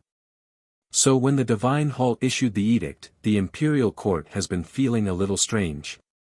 Even if they are afraid that the remnants of the devil's doctrine may be revived because of the desolate man, there is no reason to make such a big scene. The apologetic cavalry is not a big deal. It can be explained that the Divine Hall wants to show its power to the believers in the world. But in addition to Prince Longqing, I heard that the Divine Hall has sent more powerful powerhouses. Many spies of the Judicial Department have already sneaked into the wilderness. What do they want to do? The Array Tactical Master looked into Ning Ke's eyes and said seriously, the Imperial Court asked the Imperial Center Administration to investigate the reason why the Divine Hall made such a big fuss. We have mobilized a lot of people, even our fellow disciples in the Divine Hall. Hearing this, Ning Ke slightly raised his eyebrows and asked, the Imperial Center Administration actually has people in the Divine Hall. The Array Tactical Master nodded and explained with a smile, after all, the South School and the Divine Hall are of the same origin. The Divine Hall must have hidden people in the South School. Naturally, the South School can also hide people in the Divine Hall. The people in the South School are naturally our people in the Imperial Center Administration. The explanation is clear enough. Please continue. We spent a month to find out that this matter should be related to the legendary 7 tomes of Arcane. But, sir, I'm sorry that we have no evidence. We just got a piece of cloth. The Array Tactical Master took out a piece of cloth from his sleeve. Judging from the stitches, this piece of cloth should be the hem of a shirt. Then, it was torn by brute force. There were 2 dark red words on the cloth, Ming Scroll. Ning Ke looked at the 2 words on the cloth and frowned. He reached out his hand and gently touched the dark red and black handwriting. He said, this is a blood letter. The Array Tactical Master looked at him and said in a low voice, our companions in the Divine Hall tried every means to send out this piece of cloth. After that, there was no more news. I guess it must have been discovered. To be able to discover such a big secret in a place like the West Hill Divine Palace and be able to send out this secret, it could be imagined that the spy of the Imperial Center Administration in the West Hill had a high status in the Divine Hall. Ning Ke frowned and looked at the 2 words on the cloth. After a long silence, he said, based on these two words, how can you confirm that it is related to the 7 tomes of arcane? If it is not, then isn't it a pity that he died? The array tactical master said, after seeing the 2 words on the cloth, no one in the Imperial Center administration connected it with the legendary 7 tomes of arcane. Until the Master of Nations saw it, he confirmed that the Ming scroll was one of the 7 tomes of arcane. Ning Ke held the cloth in his hand and looked up at his eyes. After thinking for a moment, he asked, then how can you confirm that the Divine Hall sending powerhouses into the wilderness is related to this matter? Because this tomes of arcane is very likely to be with the desolate. The array tactical master said. Ning Ke asked puzzledly, the devil's doctrine originated from the desolate's tribe. Why would the tomes of arcane of the Haotian sect be with the desolate? The array tactical master looked at him with a complicated expression. He was very puzzled that the core disciple of the headmaster of academy, the future master of nation of Tang, did not know the most famous history in the cultivation world. Your Excellency. Countless years ago, the desolate occupied the northern part of the continent. They were known as the most powerful country. At that time, the Divine Hall of Haotian sent the great divine priest of light to the wilderness to preach. They wanted to bring the desolate into the divine light of Haotian. However, no one could have thought that the great divine priest of light, who had exquisite doctrine and high prestige, would enter a different path in the process of preaching to the desolate. He created a cultivation method that was completely different from the right path. Ning Ke rubbed his head and asked incredulously, is this cultivation method the kung fu of the devil's doctrine? Yes. The founder of the devil's doctrine was actually the great divine priest of light of the West Hill Divine Palace. Ning Ke did not know about this dusty past until today. He could not help but feel shocked. He thought that they were actually a family after all. The array tactical master continued, the great divine priest of light was excellent in learning and strict in teaching. He was best at enlightening ordinary people. Back then, the Divine Hall had great expectations for him to preach in the wilderness. They even let him bring a tomes of arcane. When he founded the devil's doctrine and became the enemy of the Divine Hall, this tomes of arcane was naturally left in the wilderness and never appeared in the Central Plains again. Decades ago, the sects of the devil's doctrine hidden in the Central Plains were all wiped out by the right path of the Central Plains. Even the mysterious front gate of the devil's doctrine was said to have been chopped into ruins by a senior sublime being with a single sword. However, no one has found the tomes of arcane. Breaking into the mountain with a single sword and chopping the front gate of the devil's doctrine into ruins. Listening to the deeds of the senior sublime being, Ning Ke seemed to have seen the scenes of the past. He was excited and his skin was slightly numb. However, he did not know why he faintly felt that the senior sublime being had something to do with him, or at least with the academy. Who is that senior sublime being? I don't know. Since even the front gate of the devil's doctrine does not have the tomes of arcane, then there is only one possibility. It has been taken to the cold region of the far north by the desolate as early as 1,000 years ago. The cold region of the far north is bitterly cold and far away. Moreover, the desolate are very strong. Even the grand cultivators of the knowing destiny state dare not set foot there. Therefore, this guess has always been a guess. However, now that the desolate have moved south from the cold region of the far north, the Divine Hall will certainly find the tomes of arcane. Hearing this, Ning Ke finally understood why the imperial court made such a judgment about the intention of the Divine Hall. He also believed that the West Hill Divine Palace would not hesitate to start a bloody war in order to get the tomes of arcane that had been lost for thousands of years. They would not hesitate to let thousands of people bleed in sacrifice. They would even not hesitate to let Prince Longqing and even more important people take risks. From the emperor to the peddlers, everyone in the world knew that the 7 volumes of the tomes of arcane were the most sacred classics of Haotian Taoism. However, almost no one knew what the 7 volumes of the tomes of arcane were or what was recorded in them. There were many legends about the 7 volumes of the tomes of arcane. Some said that the tomes of Arcane recorded the will of Haotian to the human world. Some said that the tomes of Arcane recorded the prophecies of the world. Some said that the tomes of Arcane itself was a supreme instrument that condensed the power of heaven and earth. There were also rumors that mortals could cultivate by just looking at the tomes of Arcane, cultivators could break through the realm by just looking at the tomes of Arcane, ghosts in the underworld could be purified and reborn by just looking at the tomes of Arcane, and saints could become immortals by just looking at the tomes of Arcane. Ning Ke had heard of these legends. However, at that time, his life was too far away from the 7 volumes of the tomes of Arcane. He did not care at all and even somewhat did not believe in the existence of the tomes of Arcane. Today, he finally knew that the 7 volumes of the tomes of Arcane were real. However, he still did not believe those rumors. He felt that the 7 volumes of the tomes of Arcane were more likely to be the secret of Haotian Taoism, some kind of earth-shattering unique cultivation method. At this time, he did not know that his name had appeared in the first volume of the tomes of Arcane. The tomes of Arcane are very important and everyone wants them. However, what does this have to do with me? After all, he was a disciple of the 2nd floor of the academy.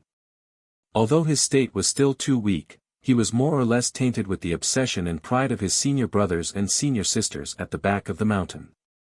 Ning Ke was not shocked by the name of the 7 volumes of the tomes of Arcane for too long. He soon sobered up and looked at the Array Tactical Master and asked. The Array Tactical Master glanced out of the window and whispered in his ear, "The Nation Master asked me to tell you that it is very difficult to find the tomes of Arcane in the wilderness. Ordinary cultivators have no power in front of the Divine Hall. After all, he and Master Yen Sei are the great divine priests of the Divine Hall, so it is not convenient for them to do anything. However, you happen to be in the north of Yen Kingdom, so this matter falls on my head?" Ning Ke stared at him and asked. "Exactly. Even this corner of the cloth with the bloody words written on it was personally ordered by the Nation Master. He specially sent someone to bring it from Chang and for you to see." Ning Ke stared at the snowflakes floating outside the window and was silent for a long time. Suddenly, he asked, "What does the tomes of Arcane look like?" The Array Tactical Master replied respectfully, "I don't know." Ning Ke's eyes fell on his face and continued to ask, "How big or small?" The Array Tactical Master answered honestly, "I don't know." Ning Ke's eyebrows twitched slightly. He forcibly suppressed his emotions and asked again, "Which volume did the Divine Hall lose?" The Array Tactical Master shook his head and said, "I still don't know." Then he pointed to the corner of the cloth in Ning Ke's hand and said, "It should be the Ming volume." Ning Ke held the corner of the cloth and looked at it. He frowned and asked, "Ming volume, which volume is it?" The Array Tactical Master coughed and looked at him carefully and said, "I told you before, but I don't know." Ning Ke said angrily, "If you don't know anything, how can I find it?" The Array Tactical Master looked at him innocently and said slowly, "I heard that even the Divine Hall is not qualified to worship the 7 volumes of the tomes of Arcane. The tomes of Arcane come from the unknown place. How can an ordinary person like me know?" Ning Ke's frown deepened when he heard the words, "unknown place." He thought of the fact that Chen Pippi had already revealed half of his chubby face and the occasional words he heard in the academy. He felt that this matter was really troublesome. "Sir, you are the future Nation Master of the Tang Empire and the core disciple of the headmaster of the academy. You cultivate in the back mountain of the academy every day and know much more than me. You should know better than me what the tomes of Arcane look like." Ning Ke was stunned. He thought that he had been busy cultivating and shooting arrows in the back mountain of the academy all day, so he had no time to pay attention to the top legends of the cultivation world. He also had no chance to ask his senior brothers and sisters about their stories. Did he have to tell him such things? After the Array Tactical Master left, Ning Ke sat by the window and looked at the wind and snow coming from the wilderness. He thought for a long time. It was not until today that he realized that he had underestimated himself after entering the second floor of the academy. He did not expect that even the legendary items like the 7 volumes of the Tomes of Arcane had begun to have a connection with him. If he had known, he would have used the crab porridge to lure Chinpipi to tell him about his past and ask about the secrets of the unknown place and the 7 volumes of the Tomes of Arcane. Suddenly, he remembered that the general's mansion of Tuyang City had sent people disguised as a caravan to enter the wilderness. He slowly frowned. Could it be that Xiaohou also wanted to get the volume of the Tomes of Arcane that had been lost for thousands of years? If so, it seemed that no matter how difficult it would be, he had to plan well after entering the wilderness. Last night, I inexplicably caught a cold and rhinitis. Today, I was in a daze and worked very hard to write. Then, in the afternoon, I found out that 72 was sick. His illness is much more troublesome than mine. I became another poor person after the white bird. My heart could not help but feel heavy. I wish everyone good health and happiness for the whole family. I will not rest tomorrow, but I don't know how much I can write. Just try your best. Today's recommendation votes are very fierce. I am very gratified. It is this gratification that forced me not to lie on the bed like a corpse. Please continue to vote for me. Thank you. To be continued. If you like this work, you are welcome to come to Chidian.com to vote for me. Your support is my biggest motivation. Chapter 202. From his previous life to this life, Ning Ke grew up soaked in blood and rotten flesh. He did not have any excessive moral cleanliness in his bones. In order to achieve his goals, he would do anything. Therefore, he never thought that he would break into the camp alone and die spitting blood everywhere when he could not even shake Xiaohou, the ruthless deity. That seemed to be hot-blooded and glorious, but in his eyes, it was just an idiotic behavior of abandoning oneself to despair. If you died in style, Xiaohou would still be sitting at the table, and maybe he would even use your head as a wine cup. At that time, you, who had turned into bones, could only stare at him with your dark eye sockets and could not hurt him at all.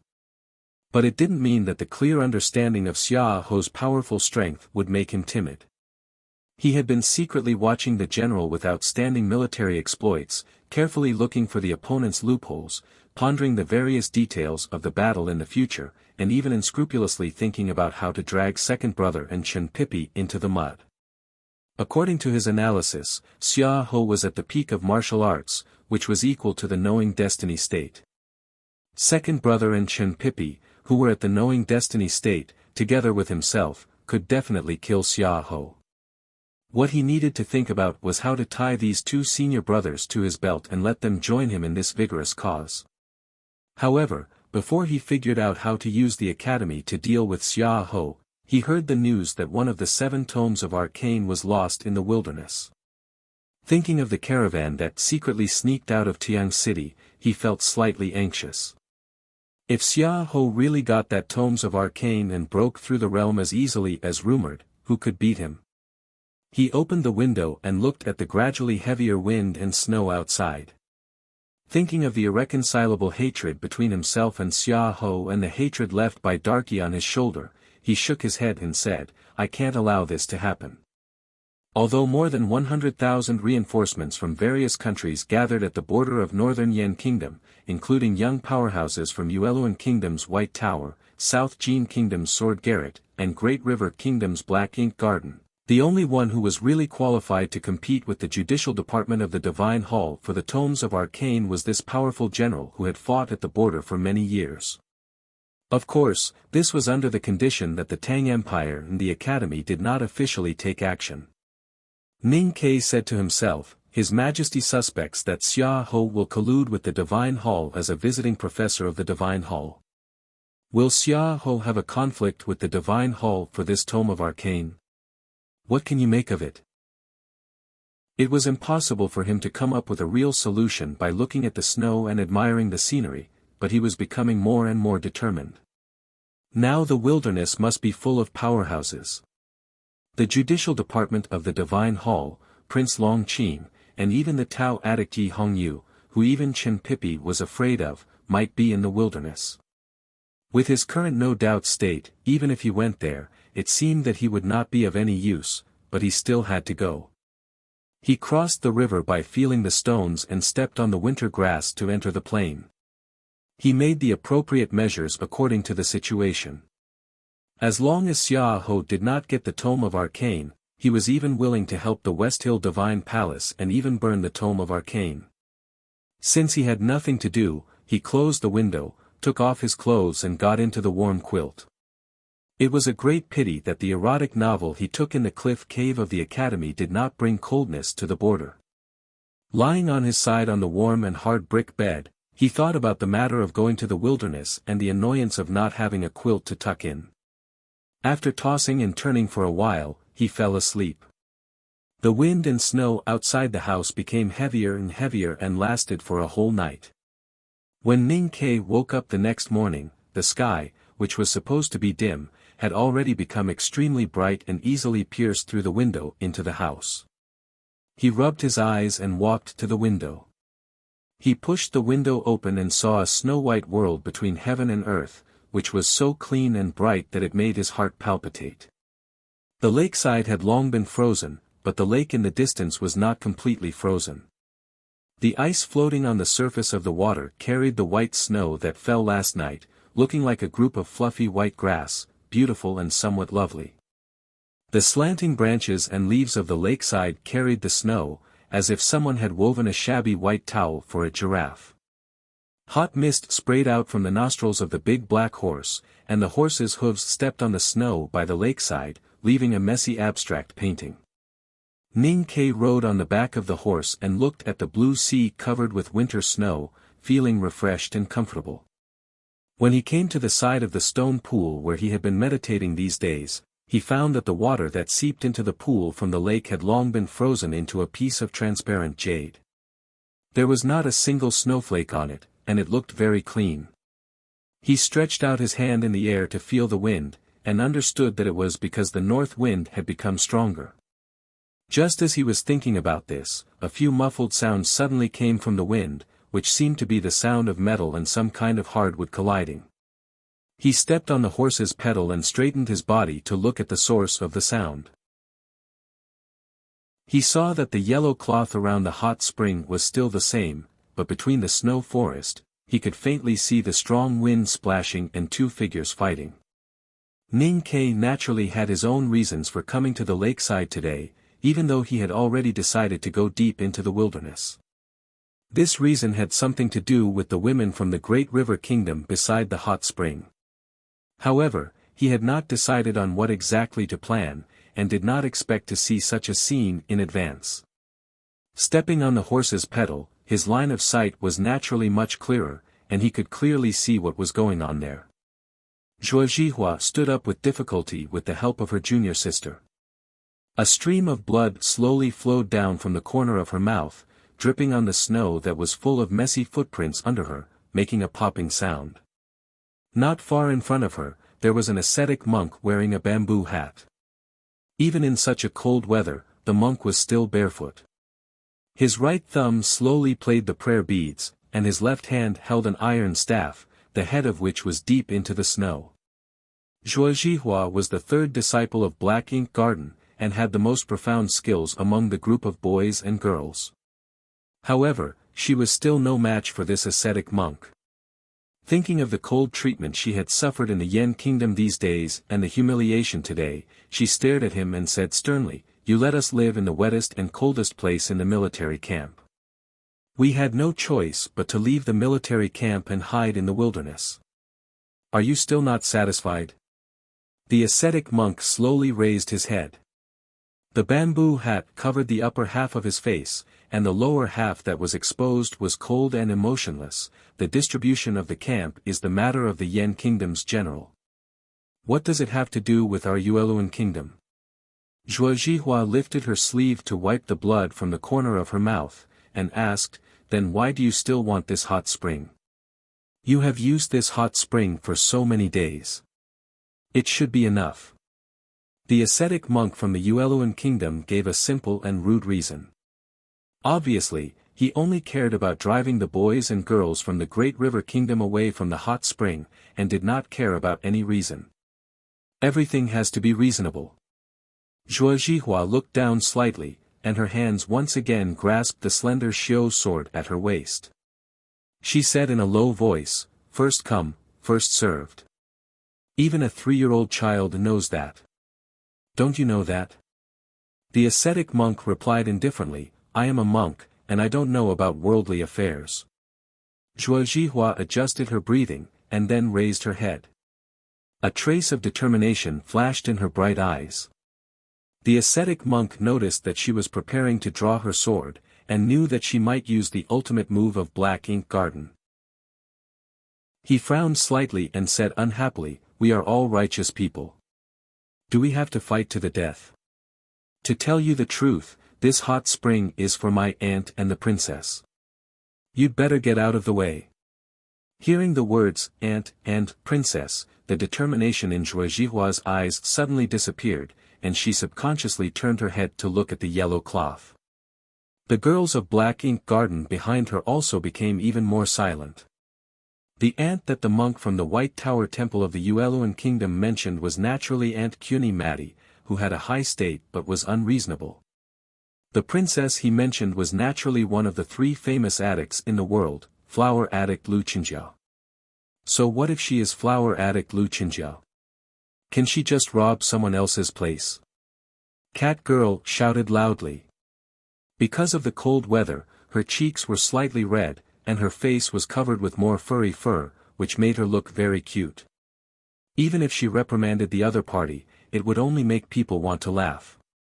However, the monk from the White Tower Temple could not laugh. Hearing this girl mention the princess who was deeply loved and respected by the monks of the Yueluan Kingdom, his face under the shadow of the bamboo hat became even more gloomy. "Patroness, be careful of the trouble that comes from the mouth." Cat Girl snorted coldly, walked to Zhuo Zhihua and said, "Senior sister, take a break." After saying this, she took off her shoes and slowly walked forward, holding the long sword at her waist tightly. She looked at the ascetic monk and said in a clear voice, "Cat Girl of Black Ink Garden, please enlighten me, master." When she held the ebony handle of the sword with both hands, the cute expression on the girl's face disappeared, leaving only silence and sternness. Her white socks stepped on the white snow, making a slight squeaking sound, giving the audience a very strange feeling. The ascetic monk's expression was slightly dignified. He stretched out his right hand, and the string of black prayer beads slowly rotated. "Kill!" A sharp and clear voice burst out from Cat Girl's cute little mouth. A light cyan luster flashed through the snow forest, and the sword was instantly pulled out from the sheath at her waist. With an indomitable momentum, she carried her small body and instantly crossed the distance between the two of them. Accompanied by the whistling sword Qi, she slashed towards the monk's body. The ascetic monk was caught off guard, and with a muffled groan, he retreated. His bare black feet kicked up countless snowballs mixed with grass roots on the snow, and the string of black prayer beads in his right hand flew to his chest and rotated with a whistling sound. The cyan luster disappeared as soon as it appeared. The ascetic monk reached out to grab the black prayer beads, and scratches appeared on the surface of the hard prayer beads. The cotton monk's robe on his body was cut open by the sword edge, and the cotton split open, revealing a faint bloodstain. If Cat Girl's sword had gone deeper, the monk would have been cut open and died on the spot. Cat Girl maintained the posture of half-squatting and holding the sword. Her chest rose and fell slightly, her face was slightly red, and she gasped softly. Her bright eyes were full of excitement. This was the first time she had fought with someone, and she didn't expect to win. The ascetic monk looked down at the sword mark on his chest, and his stone-like jaw trembled slightly in shock and anger. He stared coldly at Cat Girl and said in a cold voice, "A little girl who has just entered the no-doubt state is so cruel." Cat Girl's previous slash against the snow was the sword-drawing movement of the Great River sect, which focused on being mysterious and decisive, leaving no chance for the enemy to fight back. However, in the monk's view, such a sudden move was no different from a sneak attack. If it wasn't a sneak attack, how could she hurt him? The monk of the Yueluan kingdom chanted the name of Buddha and used his psyche power. The chi of heaven and earth around him began to gather, and the dead leaves and snow in the snow forest began to flutter. The string of black prayer beads in his hand whistled and flew toward Cat Girl's little face. Cat Girl felt the strong wind blowing on her face, and looked at the black prayer beads approaching her in an instant. Her reaction was obviously slower than before. After all, it was the first time for a little girl to fight. She thought that since she had won a sword strike from her opponent and had shown mercy, the battle was over. She didn't expect that her opponent would start to attack again. At this critical moment, her body instinctively made the most appropriate response after practicing drawing the sword day after day by the ink lake at the foot of Mogan Mountain. With another childish cry, White Socks stepped on the white snow and moved backward. She turned her hands over, and the slender sword hanging in the air around her waist was lifted up and chopped toward the prayer beads. However, the string of prayer beads, which was whistling and rotating at a high speed, suddenly changed shape in the air, avoided the sharp blade, and then turned back to cover the blade in Cat Girl's hand. The prayer beads covered the bright blade, and a powerful force passed down, making Cat Girl unable to move her sword at all. She could only watch helplessly as the ascetic monk's iron staff, which had been held in his left hand, smashed down on her head. Buddha is merciful. The ascetic monk shouted sternly. Cat Girl couldn't move the prayer beads no matter how hard she tried. She could only let the shadow of the staff cover her red little face. In the snow forest, the girls of the Great River Kingdom screamed, but it was too late to help. In the yellow cloth near the warm stream, a right hand holding a brush paused slightly, as if preparing to do something. At this moment, the whistling sound of an arrow suddenly broke through the lakeside. A shadow of an arrow came from outside the forest like a flash of lightning. It flew close to Cat Girl's slender sword and accurately shot the string of black prayer beads in a very small space. In the buzzing sound, the arrow shot the black prayer beads out of the sword and into a big tree. The tail of the arrow kept trembling, and the black prayer beads that were nailed in the arrowhead trembled even more violently, but they couldn't escape at all. The sudden change shocked everyone. Cat Girl's sword suddenly regained freedom. With the last sword momentum, she forcibly flipped over and blocked the iron staff that was attacking her little face.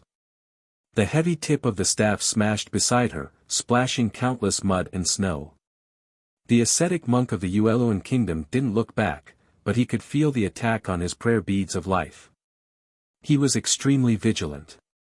However, the monk, who was used to fighting, ignored the hidden enemy. With a roar, he held the staff with both hands and smashed it on the girl again. Countless footprints appeared on the snowy ground in the forest, and each footprint created a snowflake. A figure suddenly appeared, and a cool blade light rose from the monk's staff. The chill instantly invaded the monk's fingers, and it seemed to be even colder than the winter wind in the wilderness. The monk resolutely abandoned the staff and retreated. The blade did not retreat, but moved forward, breaking his sleeve, cutting his shoulder, and finally resting on the monk's throat coldly. The monk's hands hung down, and he didn't dare to move. Ning Ke held the slender padao, looked at the monk under the knife, and said, "Master doesn't seem to know mercy. I'm really sick and annoyed. It's too hard to write today. If I can't stand it tomorrow, I'll ask for leave. If I can stand it, I'll write. To be continued.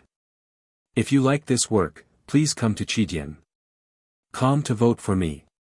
Your support is my biggest motivation." Chapter 203. The monk of the Yueluan kingdom wanted to smash the lovely cat girl into a pulp with his iron staff, and still shouted, "Buddha is merciful." Therefore, Ning Ke put the long and thin padao on the monk's neck and said, "Master, you don't seem to know mercy." The skin on the monk's neck trembled slightly because of the coldness on the blade. He looked at Ning Kei's clothes with alarm and asked in a hoarse voice, "Tang?" Ning Kei nodded. The monk forced himself to calm down and looked at him through the long and thin blade. He said, "This is a sneak attack." Ning Kei didn't look at him, but at the snowflakes falling slowly on the blade. He said, "You have the final say." The monk didn't expect his answer to be like this, and didn't know how to answer. His slightly dark cheeks under the bamboo hat were stiff because of shame and anger. He said in a low voice, "Unreasonable." Ning Kei looked at him and smiled. He said, "I didn't see you being reasonable just now." The monk was speechless. Ning Kei looked at the face under the shadow of the bamboo hat and suddenly asked, "How do you think we should end this?"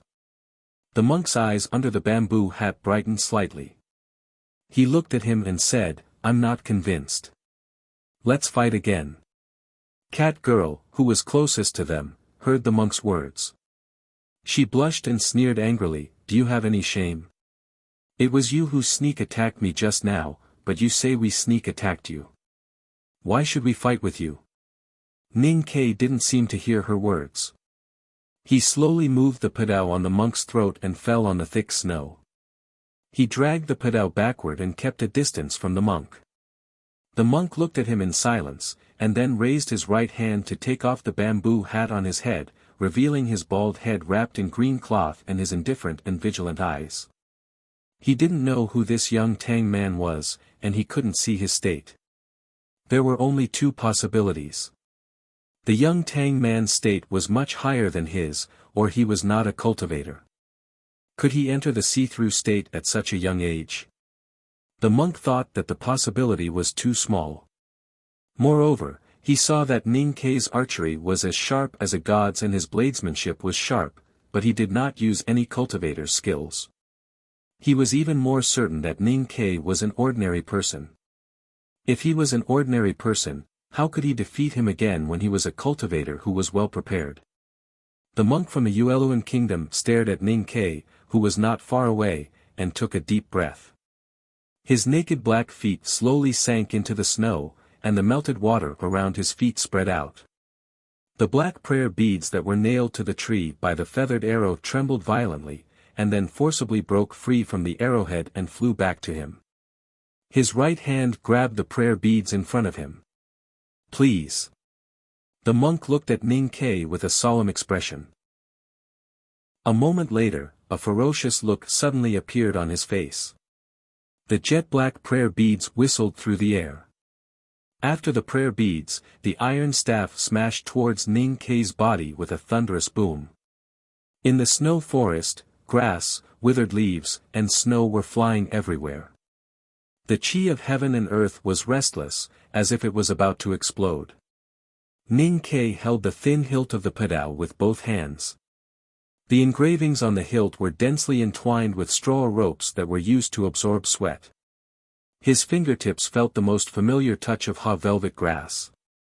He stared at the iron staff that broke through the wind with the snow and the string of jet-black prayer beads that were whistling and circling. There was no expression on his face.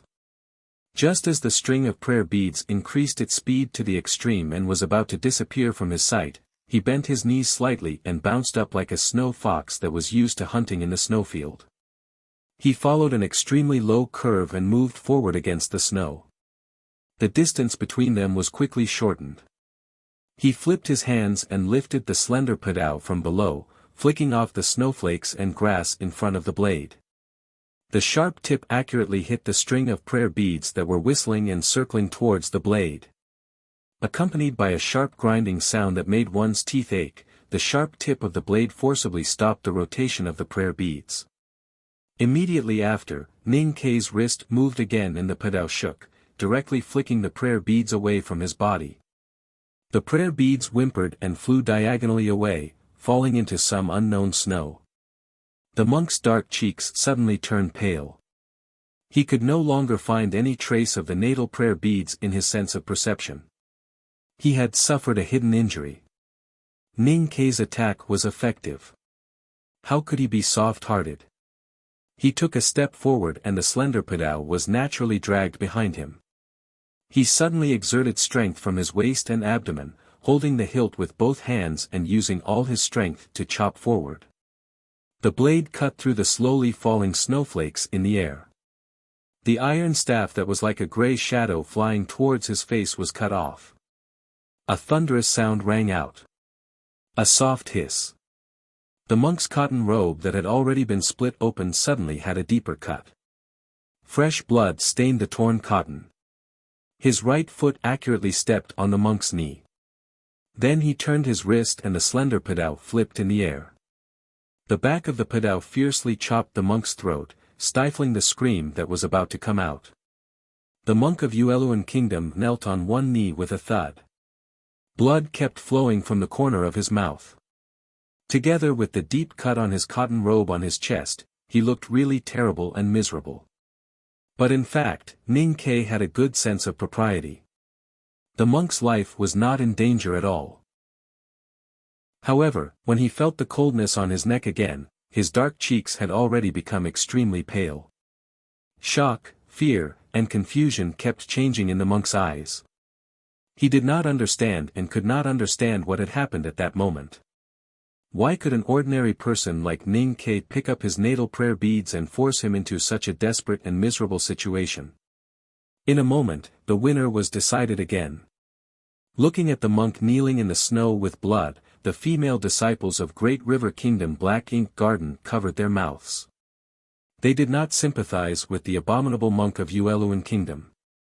They just did not expect that the seemingly ordinary slender pedao could pick up the prayer beads, the snow, the iron staff, the monk's robe, and even the monk's throat without giving the monk any chance to fight back. The most shocking and confusing scene was the same as the one that made the monk confused and cold. Why could the young Tang's blade pick up the black prayer beads? It had nothing to do with the bladesmanship. The natal prayer beads of Buddhism sect cultivators were like the flying swords of sword masters. They were so fast that the naked eye could not capture their flying trajectory. If one could not see it and could not predict how it would fly, then even the best bladesmanship in the world could not pick it up. But the young Tang did it.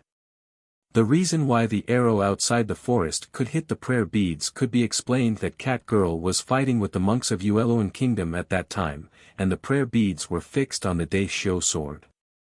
But what about this time? Ning Ke held the hilt with one hand and looked at the monk of Yueluan Kingdom who was half kneeling under the blade. He shook his head and said, "You insisted on fighting the second round. Don't blame me. We are all righteous people. Why do we have to fight to the death?" This was what the monk of the Yueluan Kingdom had said before, after he had injured Zhuozhihua, the third disciple of the Black Ink Garden. At this time, Ning Ke had knocked down the monk and returned these words to him. The girls of the Great River Kingdom behind him felt extremely relieved. The monk looked up at Ning Ke and asked hoarsely, "I admit defeat. May I know your name?" Ning Ke was very satisfied that there was only fear and confusion in his eyes instead of hatred. But he was not satisfied with the question that sounded like a martial arts novel. He frowned and said, "Why do you want to know my name? Do you want to get revenge in the future?" "I don't dare." The monk coughed twice and lifted his sleeve to wipe the blood from his lips. He said, "But when the elders ask me when I go back, I can't say that I lost to a nameless Tang." Ning Ke was silent, as if he was thinking about whether he should tell the name of his sect. The monk of Yueluan Kingdom waited in silence. The girls of Great River Kingdom also waited curiously for the answer. Even the hand of the girl behind the yellow cloth gently placed the brush on the inkstone. Ning Ke said, "If the elders of White Tower Temple ask, you can say that the person who defeated you is Zhong Dujuan of the Academy." Hearing the word Academy, the monk of Yueluan Kingdom's stiff body trembled slightly. His voice also trembled slightly. He said, "Oh, you are from the Academy. I am really rude. You asked about my sect. You must be thinking of using Yueluan Kingdom's White Tower Temple or even the Divine Hall to suppress me." Ning Ke looked at the green cloth wrapped around the monk's bald head and said, "But unfortunately, I am a student of the Academy. I think everyone agrees that there is no place in this world that can suppress the academy. The body of the monk of Yueluan Kingdom trembled even more and he said, I dare not have such an idea. It doesn't matter if there is or not. Our academy has always been the most reasonable place. Our first lesson is etiquette. So when we see things that are unreasonable, we can't help but intervene. A monk who has just entered the no-doubt state dares to be so cruel and merciless. What's so great about being a love-struck fool? Can you rob someone else's place? Kuni Mati, is this the name? You have to follow the rules. While Ning Ke was educating the monk under the knife, he thought of the words of Professor Chao Jifeng in Second Brother. The professor said that the rules of the academy were very simple. Whoever had the bigger fist set the rules. Obeying the rules was etiquette. Second Brother's request for him on the trip to the wilderness was very simple. No matter what situation he was in, he must not lose the face of the academy. In other words, he could only bully others and not be bullied by anyone. In fact, these words had been said by the girls of the Great River Kingdom before. He just repeated them. However, the power of words was naturally completely different when the meat was on the board and the knife was on the neck. The monk of Yueluan Kingdom did not dare to have any doubts. He just listened obediently for fear that the hot-blooded student of the academy would shake his hand and leave another wound on his neck. Get out of here. Don't come again. Ning Ke moved the padao away and said to the monk. However, in his heart, he said to the proud senior brothers and sisters in the distant mountain in the south of Chang and city and the proud big white goose, youngest brother, I didn't lose the face of the academy. Now I have started to bully others. Thank you for your help, senior brother. You're welcome. Ning Ke did not have the habit and hobby of traveling in Jianghu with a prestigious sect. He stopped Shuo Jihua from bowing and said directly, the name of the academy can't conquer the world. Even if the White Tower Temple is afraid of it, it can still cause you trouble. Be careful. Cat Girl frowned and said unhappily, senior brother, why did you give that guy a second chance to fight? What if you couldn't pick the rosary? Zhuo Jihua thought that senior brother Zhong was kind enough to help them. How could junior sister blame him? She was worried that he would be unhappy, so she smiled apologetically and said, that monk should be a second-generation disciple of Yueluan Kingdom. I didn't expect him to be defeated by senior brother Zhong. I think senior brother should be one of the best in the academy. The smile on Ning Ke's face was a bit forced. He thought to himself that he was used to hiding his true identity. If he made a name for Zhong Dajuan in the future, it would be too late for him to cry. Ning Ke led the big black horse away from the warm stream and walked slowly along the lakeside. The snowflakes in the air were denser than before. He quietly looked at the snowy lake and kept analyzing the battle today in his mind. The spirit of chivalry, demeanor, and glory had always been dirty air discharged from the human body. They were meaningless to him. The reason why he gave the Yueluan Kingdom monk a second chance was not that he wanted to beat him until he was convinced, but that he needed an opponent to test his knife and to experiment with the new fighting style that he had figured out these days. His compatriots in the Tang military camp definitely could not do it, because they could not be ruthless. A real powerhouse like Prince Longqing definitely could not do it, because it was very likely that he would be killed by his opponent. The White Tower Temple monk that he met today was in the middle state of no doubt state and was the most suitable opponent. He was so suitable that his hands began to tremble with excitement when he held the hilt of his knife. He made 2 strikes in the battle. His speed and precise control of strength had been greatly improved compared to when he was in the city of Wei. But the key point was that he did not use any cultivation methods. He could deal with an opponent at the level of the White Tower Temple monk without any cultivation methods. This was the basis of the fighting style that he wanted to try. On a rainy night in the Spring Breeze Pavilion, Chao Xiaoshu's sword filled with water had killed countless Chang and gangsters. At the entrance of the Northern Mountain Road, the dim sword shadow of the Devil's Doctrine sword master had caused the most elite bodyguards of the Tang Empire to suffer heavy casualties. Compared with ordinary warriors, cultivators always seemed extremely powerful and difficult to defeat. In Ning Kei's view, the main reason was that cultivators used their psyche power to control the chi of heaven and earth. Their natal flying swords or other weapons were much faster than ordinary martial arts skills in the world. Moreover, their trajectory was unpredictable. But this was not a problem for him who had entered the world of cultivation. Although he had only opened 10 acupoints and was extremely poor in aptitude, he could control very little chi of heaven and earth. If he fought with an enemy with a flying sword, he could not gain the upper hand in speed and power. But he was extremely sensitive and could clearly perceive the slightest change in the surrounding chi of heaven and earth. The trace of unnatural change in the chi of heaven and earth could not be captured by all cultivators. Ning Kei was trying to capture it. As long as he could capture it, then he could know when the enemy cultivator would make a move and how the opponent's natal item worked. Today he succeeded.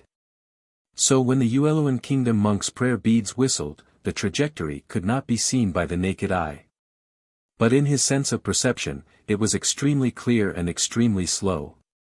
Mastering the trajectory of the enemy's natal item was only the first step. In this kind of fighting style, Ning Kei needed to shorten the distance between him and the opponent in the shortest time possible and drag the opponent into close combat. Just like what he said to Situilan that day. In his view, most cultivators in the world were immersed in meditation and flying swords. They could be magicians, but they did not know how to be executioners. And except for the powerhouses at the peak state of martial arts and the masters of the Devil's Doctrine, all the cultivators in the world had a fatal problem. Their bodies and abilities were too weak. Without a strong bodyguard, there was only a road to death when approached by a guy like Ning Kei who had sharp bladesmanship and was used to seeing life and death. The reason why Ning Kei pondered this kind of fighting style was related to his own aptitude in cultivation. Before becoming a divine talisman master and drawing indefinite talismans to protect himself, he had to have some different means to defeat the cultivators who were at the same state or even higher than himself. And this was also related to what Master Yen Sei said before leaving Chang'an City. At that time, Master Yen Sei looked at him and said calmly, "Even if you can fly your flying sword into the clouds and kill the enemy thousands of miles away, if the enemy can protect himself within 1 foot, this shocking sword will be meaningless. And even a guy like Liu Bai can only be dumbfounded once your second brother gets close to him. So managing the 1 foot in front of you is more important than anything else." The sword could fly thousands of miles away, but not even a foot in front of him. Ning Kei led the big black horse and stood quietly in the snow by the lake. He looked at the sky thousands of miles away and pulled out his blade to cut off a snowflake in front of him. "I spelled it out today. I will try to do it again tomorrow." To be continued. If you like this work, please come to Chidian.com to vote for it. Your support is my biggest motivation. Chapter 204. After Ning Kei left, the girls of the Great River Kingdom were still excitedly talking about what had happened. Cat Girl soaked her little feet in the hot spring and said happily, "Brother Zhong is indeed a disciple of the academy. No wonder he is so powerful." Zhuo Zhihua looked at her with a smile and said, "I had guessed it the first time we met. Otherwise, why did the Hill Master ask us to be so polite to him? If it were someone else, we would have driven him miles away." Then she sighed and said, "Fortunately, this senior brother of the academy showed up. I think those people in the Yueluan Kingdom and the Yen camp will behave themselves and won't send people to rob us." Cat Girl was thinking about some details of the battle. Her little feet tapped on the surface of the stream and she raised her head slightly. She asked curiously, "Senior brother Zhong didn't use any cultivation method to defeat that stinky monk. I didn't even feel any fluctuation of psyche power from him. Senior sister, is he a cultivator?"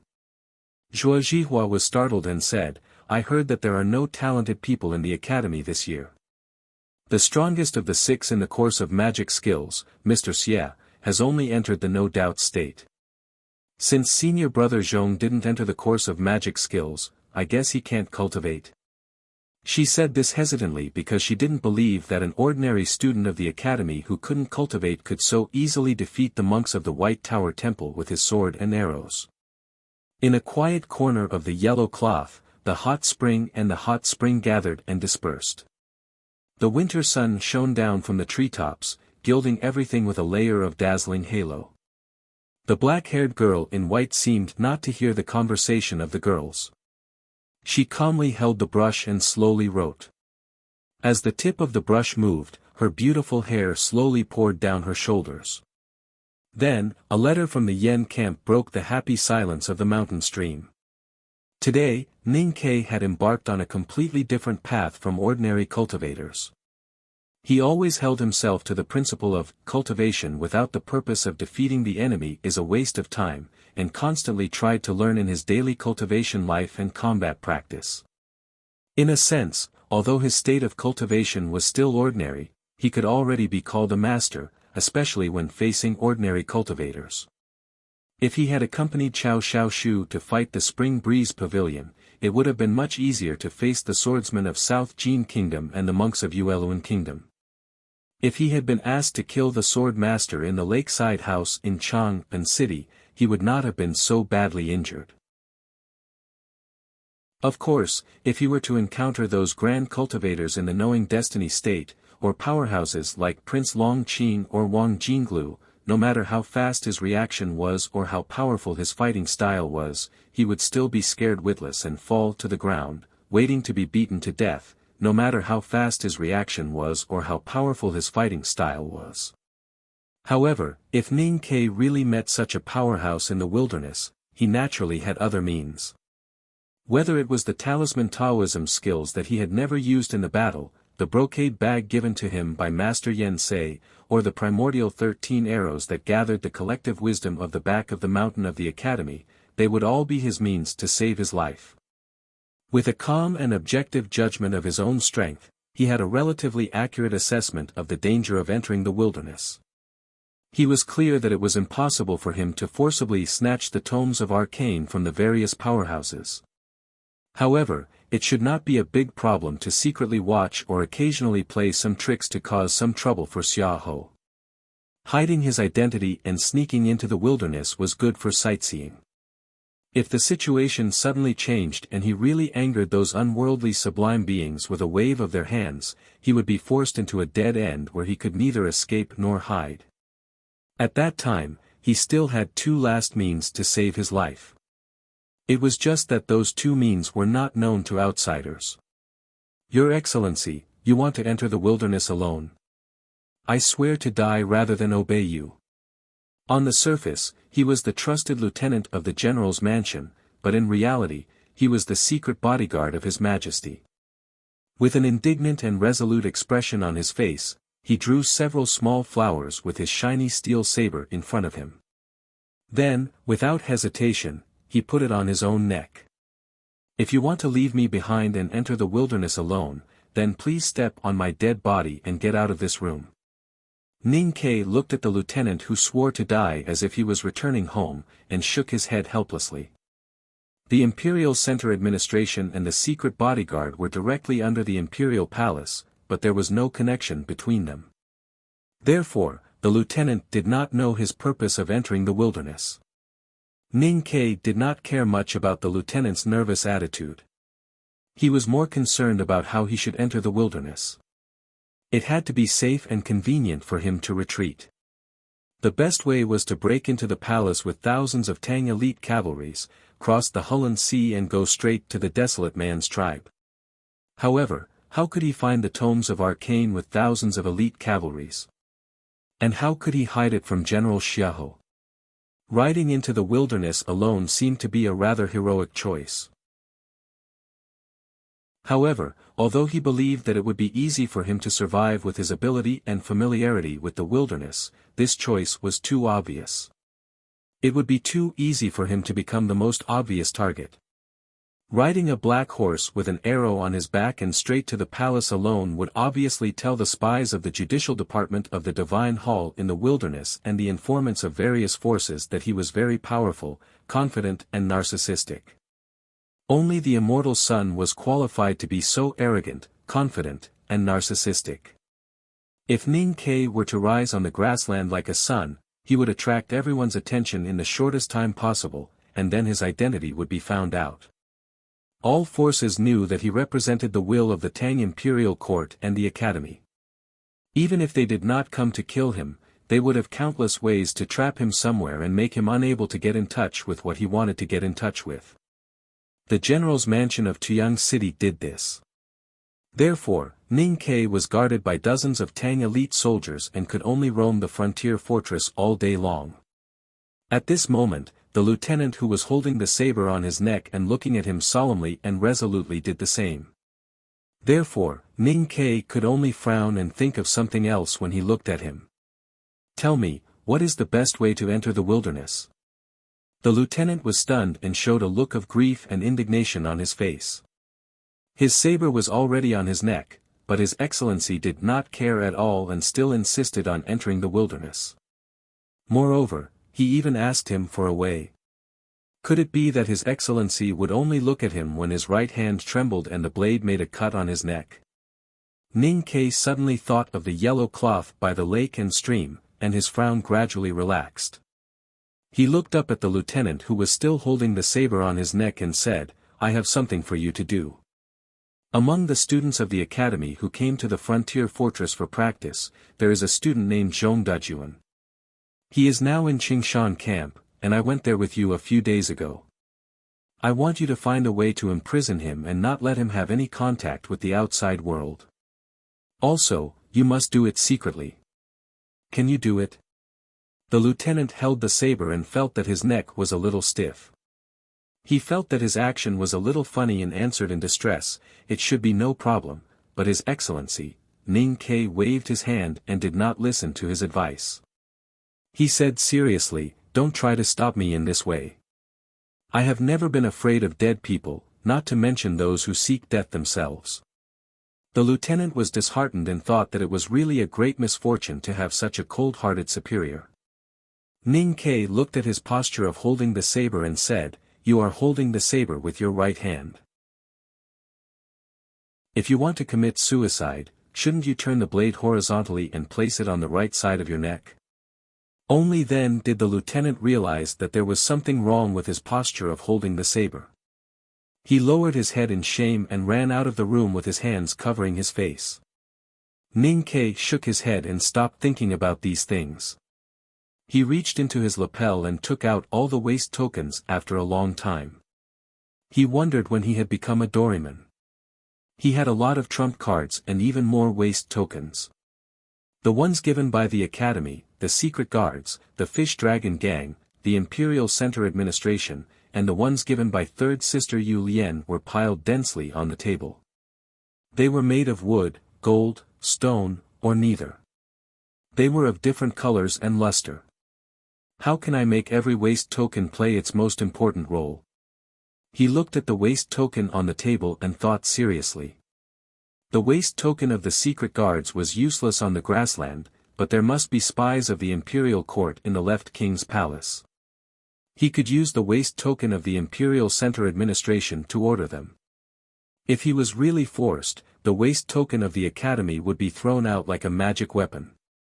Aunt Quni Madi, who had a high status in the Yueluan Kingdom, and Princess Lu Qinjia, who was famous for being infatuated, wanted a hot spring to soak in. It was not an unreasonable request. However, the hot spring had already been occupied by the female disciples of the Black Ink Garden of the Great River Kingdom. Therefore, this request became unreasonable and caused a dispute, which led to more unreasonable things. They were all cultivators who came to help Yen under the edict of the West Hill Divine Palace. The Black Ink Garden of the Great River Kingdom only sent ordinary disciples and the Master of Calligrapher did not come. The White Tower Temple of the Yueluan Kingdom was led by Aunt Chu. Moreover, the flower addict Lu Qinjia had a well-known relationship with Prince Long Qing of the Judicial Department of the Divine Hall. Therefore, both the Divine Hall and the Yen Kingdom had a clear attitude towards this dispute. Ning Ke defeated the monk of the White Tower Temple and temporarily protected the ownership of the hot spring for the girls of the Great River Kingdom. However, not long after that, an extremely difficult task fell on the group of girls. The countries of the Central Plains decided to negotiate with the left king's palace. In order to show their sincerity and show their benevolence and peace, the Divine Hall's Department of Light called on the countries to collect a batch of food and send it to the wilderness to help the people of the palace get through the winter. Even the most righteous idiot would not do such a stupid thing as keeping a tiger as a skewer. Therefore, the quantity of this batch of food could not be too large. It was only for symbolic purposes. Since it was symbolic, it naturally had to be sent to the palace before the midwinter. However, it was freezing cold and deep into the wilderness, they could encounter the horse gang at any time. It was difficult and dangerous. Especially when the commander of the coalition army was only willing to send a small number of cavalries to escort the food, this task seemed even more terrifying. It was the girls of the Black Ink Garden of the Great River Kingdom who accepted this task. The girls of the Great River Kingdom followed the cavalries to escort the food to the wilderness. Naturally, they could no longer occupy the beautiful hot spring by the lakeside. No matter what danger they would encounter on the way, it would be their own responsibility. Cat Girl said angrily, "This is too much. We should reprimand the Divine Hall." A female disciple said sadly, "This transfer order may have the intention of the Divine Hall." Cat Girl opened her eyes wide and did not understand her senior sister's words. How could the Haotian Taoist Divine Palace, which was sacred and righteous in the hearts of the believers in the world, do such a thing? Zhuo Zhihua said bitterly, "Prince Long Qing is the future emperor's son-in-law of the Yueluan kingdom. Who do you think the Divine Hall will support?" Although there is no evidence, we can guess the reason for this transfer order. Aunt Chu of the Yueluan kingdom has always been very vengeful. But senior brother Zhong is a student of the academy and he is in the Blue Water Battalion of the Dongxing Stockade village. She can't do anything about it. Of course, she will vent her anger on us. Otherwise, how can she show her arrogance? The girls of the Great River Kingdom by the mountain stream thought of the danger they might encounter on the long journey and were very worried. They all looked at the black-haired girl sitting at the small table in the depths of the yellow cloth. "Hill Master, now that things have come to this, you must stand up and speak. In recent days, I have written it with the greatest perseverance and hard work. Day after day, I am afraid of tomorrow. If I really can't write it, I will tell everyone. If I can write it, I will not say it. I am grateful. To be continued. If you like this work, please come to Chidian. Come to vote for me. Your support is my greatest motivation." Chapter 205. What are you talking about? The black-haired girl didn't turn around. Her tone seemed to be much lower than that of a normal person, so she seemed to be unusually calm, or it could be said that she had no emotions at all. Zhuo Zhihua and Cat Girl looked at each other and saw the helplessness in each other's eyes. Zhuo Zhihua took a few steps forward and said in a low voice, "If the Divine Hall knows that Hill Master is here, they won't be so partial to Yueluan." The black-haired girl picked up the brush again and quietly wrote on the table. She said, "Since we have received the Divine Hall's edict to help Yen, it is natural for us to accept the military order and assign tasks. How can we be partial to them?" Zhuo Zhihua said anxiously, "The palace is deep in the wilderness. With us escorting the provisions, what should we do if we encounter horse gang, rogue soldiers, or even some malicious people?" The black-haired girl dipped the brush in the ink and said softly, "So what?" Zhuo Zhihua had been with her for many years at the foot of the mountain in the Black Ink Lake. Zhuo Zhihua knew that this was her character. She was not indifferent, but obsessed with books and ink. She didn't care about most things in the world. However, now the disciples of Black Ink Garden were facing a very dangerous situation. She was the only one who could save the situation, so she couldn't continue to be indifferent. Zhuo Zhihua clenched her fists slightly and looked at the black hair pouring down her back with a solemn expression. She said, "If Hill Master didn't show up, we might have died in the wilderness. You might have survived, but I would definitely die, and so would the Bobcat girl. Those shameless and insidious villains would be delighted by the news of our deaths.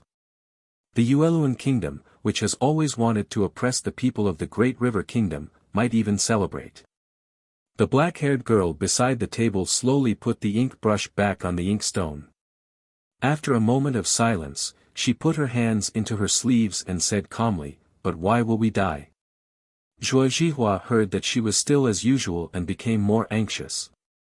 She said with a bitter smile, "Because we are no match for the enemy." The black-haired girl said calmly, "If all the disciples of the Black Ink Garden are promoted to masters of the see-through realm, or if there is another grand cultivator of the knowing destiny state like you, who would dare to be so rude to us even if we go deep into the wilderness? Who would dare to frame us with such a ridiculous trick?" Zhuo Zhihua was stunned and didn't know what she meant by saying these words at this time. Because the disciples of Black Ink Garden are not strong enough, they will be bullied. Therefore, they will be afraid of this situation, afraid of death. If we are strong enough, we will not be afraid and will not be bullied. The black-haired girl's voice was as flat and smooth as the thin ice on the surface of a lake. If you want to become strong, you must have the courage to face the trials. Why did no one in the world dare to despise the Chang An Academy? That's because their ordinary students also have to participate in the battlefield training and go to the most dangerous places to accept the test of life and death. When faced with difficult situations, don't always think of asking me to speak up. In the eyes of the world and all of you, perhaps I have an undeserved reputation, but you don't know that in this world, an undeserved reputation is the most powerless thing. Power always lies in power itself, just like how the brush and ink always lie in the brush and ink itself. Cat Girl stood beside Zhuo Zhihua and looked at the black-haired girl. She couldn't help but frown and ask, "Senior sister, your realm is already so high. Isn't it powerful enough? The upper see-through state. It sounds really good."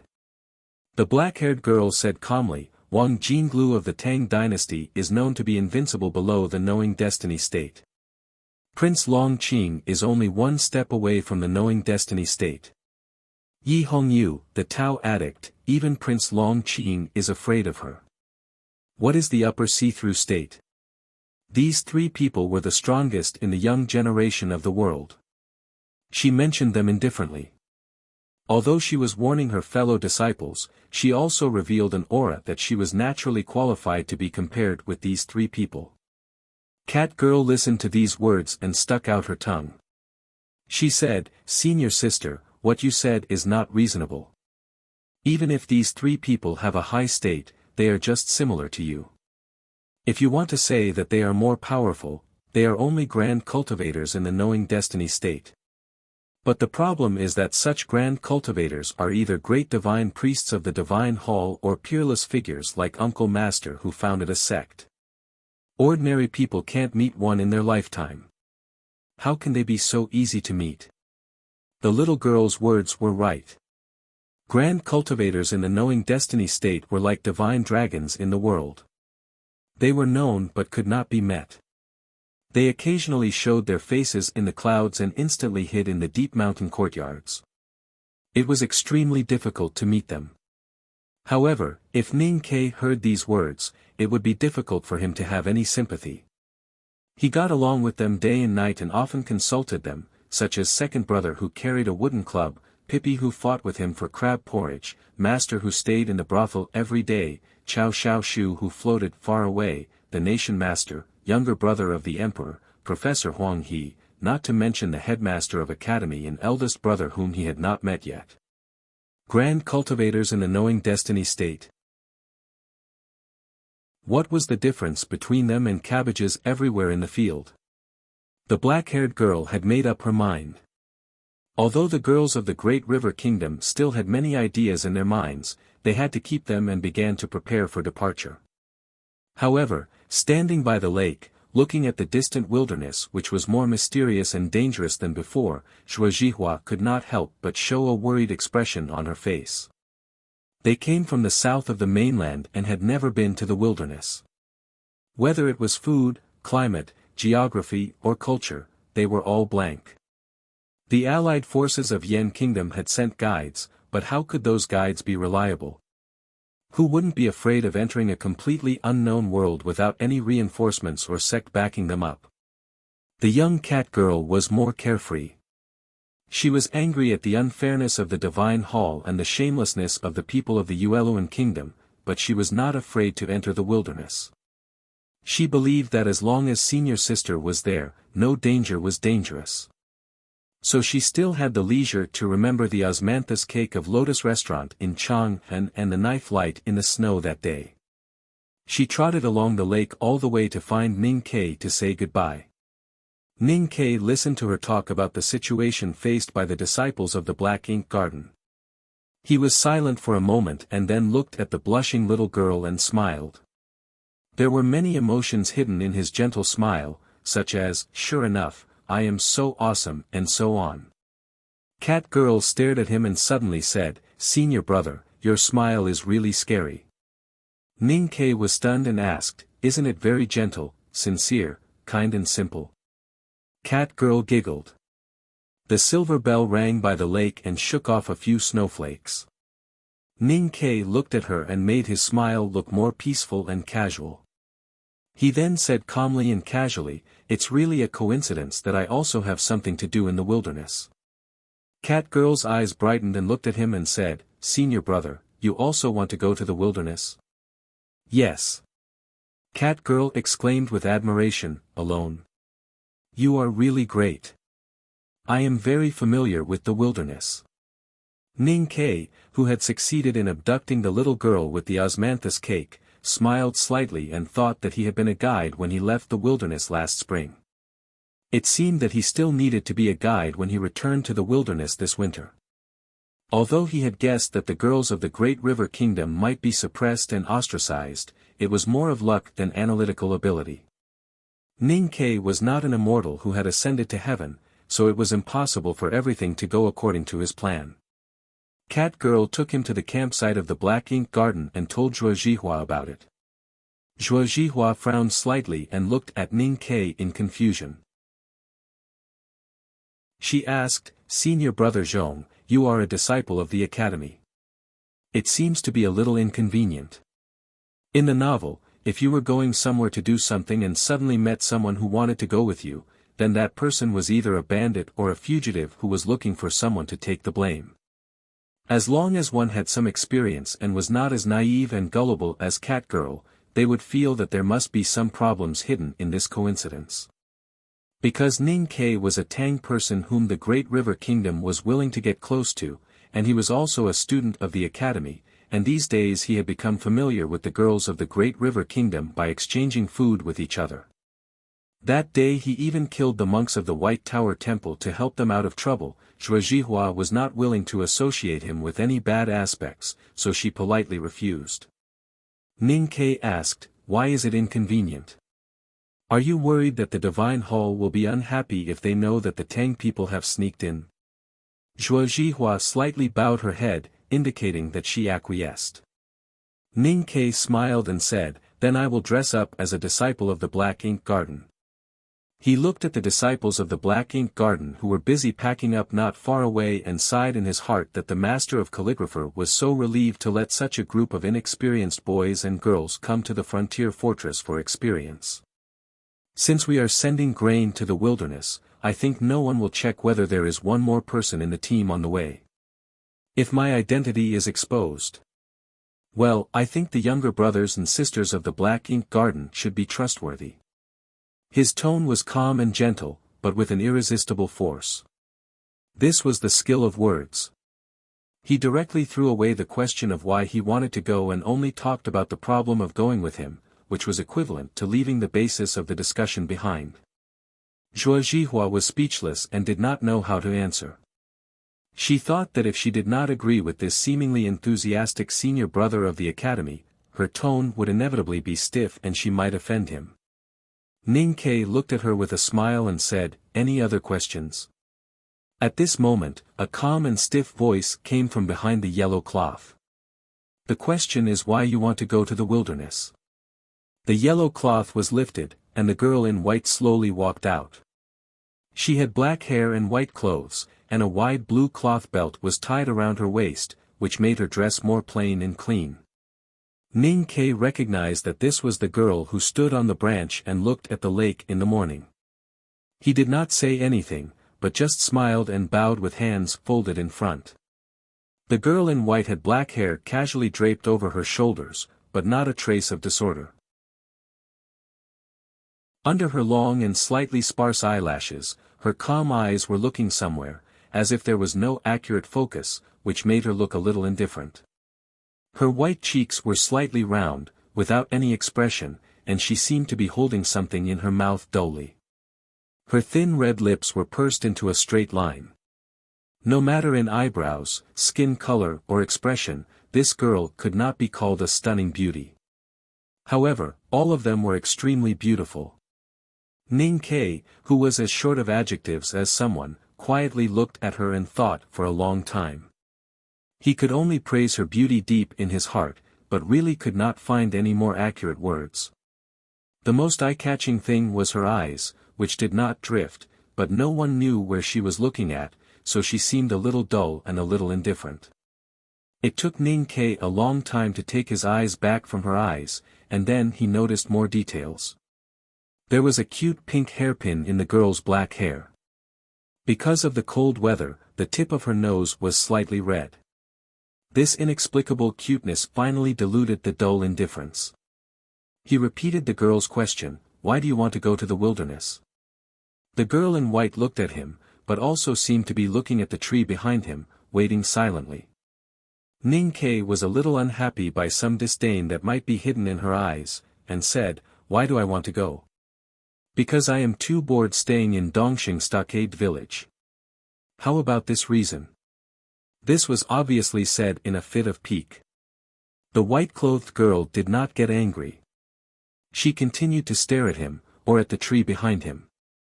Ning Ke suddenly felt that in this world, besides Sang Sang, there seemed to be another woman who could defeat him. He could not help but shake his head helplessly, and laughed at himself. Of course, this is not a good excuse. I admit this, but I believe that you should also believe that I will not harm you. I am familiar with the wilderness. If I go with you, it will bring you a certain degree of convenience. You help to cover up my identity, which is exactly what I need. So this is a win-win choice. The girl in white finally said the second sentence, but it was essentially no different from the first sentence. Why? Ning Ke said gently, "Our two countries have been on good terms for generations, so it is natural for the Academy and the Black Ink Garden to join hands." The girl's third sentence should be the same question, and there was no change in her expression or tone. Why? Ning Ke looked at her for a long time, and finally gave up.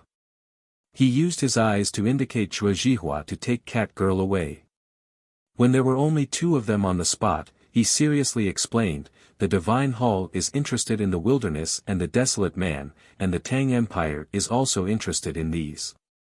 In this matter, the Academy should make its own voice." The girl asked expressionlessly, "Then why do you hide your identity?"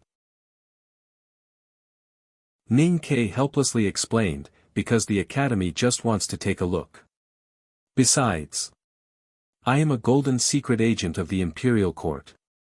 Secret agents, of course, have to do things in secret." The second half of the sentence was obviously nonsense, but for some reason, it seemed that this nonsense made the girl in white believe his words. Her slender and slightly sparse eyelashes fluttered, and she continued to ask, "What benefits do we have?" "I represent the Academy. Whether it is the Divine Hall or the Yueluan Kingdom, if they want to bully you, they will more or less have scruples." The girl slowly shook her head and said, "If you hide your identity, there will be no scruples." After thinking for a moment, Ning Ke looked into her eyes and said, "If we are really in a desperate situation, I will naturally not continue to hide my identity. I believe that with the self-esteem of the Black Ink Garden, they will only need my help at that time. The girl slowly moved her eyes away, looking at the trees by the lake or the thin ice on the lake, and said, "Why should I trust you?" Ning Ke answered, "The academy is trustworthy." The girl turned back, quietly looked at his chest, and said, "Okay. How should I address you, girl?" Mo Shanshan. Mo Shanshan from Mogan Mountain. Ning Ke thought that the mountain behind the Black Ink Garden was called Mogan Mountain. If the ink was dry, how could the master of calligrapher, Lord Wang, write? Wouldn't the famous calligraphy addict cry? Academy Zhong. For some reason, he did not want the name Zhong Dajuan to come out from the thin lips of the girl in white. He added, "I am the 13th, you can call me 13. The girl Mo Shanshan took a step forward, very close to him, and slightly squinted at his face. Ning Ke looked at the beautiful little face close to him, and felt very embarrassed. Looking at the slightest expression of the other party, he was sure that he really did not know who he was. The girl Mo Shanshan nodded, patted his shoulder like an elder, and then turned to leave. He did not know whether she was satisfied or not. There are many first times in this book, Jiang Yi. This chapter is the first time that I try to describe the appearance of a character directly and intuitively. My ability to describe people and things has always been extremely poor. This time I stole a trick, so it is not difficult. I will try to do this more in the future. Finally, today I write it again. Long sigh, please vote for me, we are still first. We are very awesome, the more awesome we are, the better. Good night. To be continued. If you like this work, please come to Chidian.com to vote for me. Your support is my greatest motivation. Chapter 206. Mo Shanshan was both satisfied and dissatisfied. She was satisfied that Ning Ke didn't know her. Then there would be less noise and trouble. She was dissatisfied that Ning Ke didn't know her, so she had to overturn some of her original ideas. Because of some conflicting feelings, she didn't know what to say. She had to imitate her master's usual behavior, gently patting his shoulder, and then turned away. Looking at her back, Ning Ke thought that this girl from Black Ink Garden was really proud and indifferent to the extreme.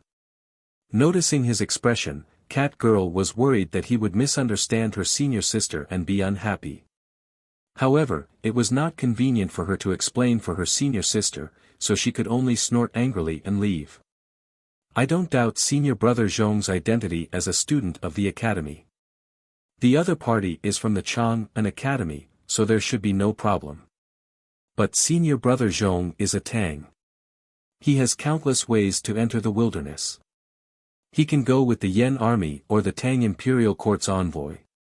But he has to hide his identity and follow us into the wilderness. Zhuo Zhihua looked at Mo Shanshan beside her by the fire at night. She slightly frowned and said in a low voice, "No matter how he explained to you before, and how many shadows of the Tang imperial court and the academy are behind this, it must be a big deal. The Great River Kingdom is weak, and I'm afraid it will be difficult for them to get out of such a big deal." Cat Girl shook her head and said, "What are you afraid of? It must be good to go into the wilderness with the academy. Even if it will bring us trouble, we have the same amulet." Zhuo Zhihua smiled helplessly and rubbed the girl's head.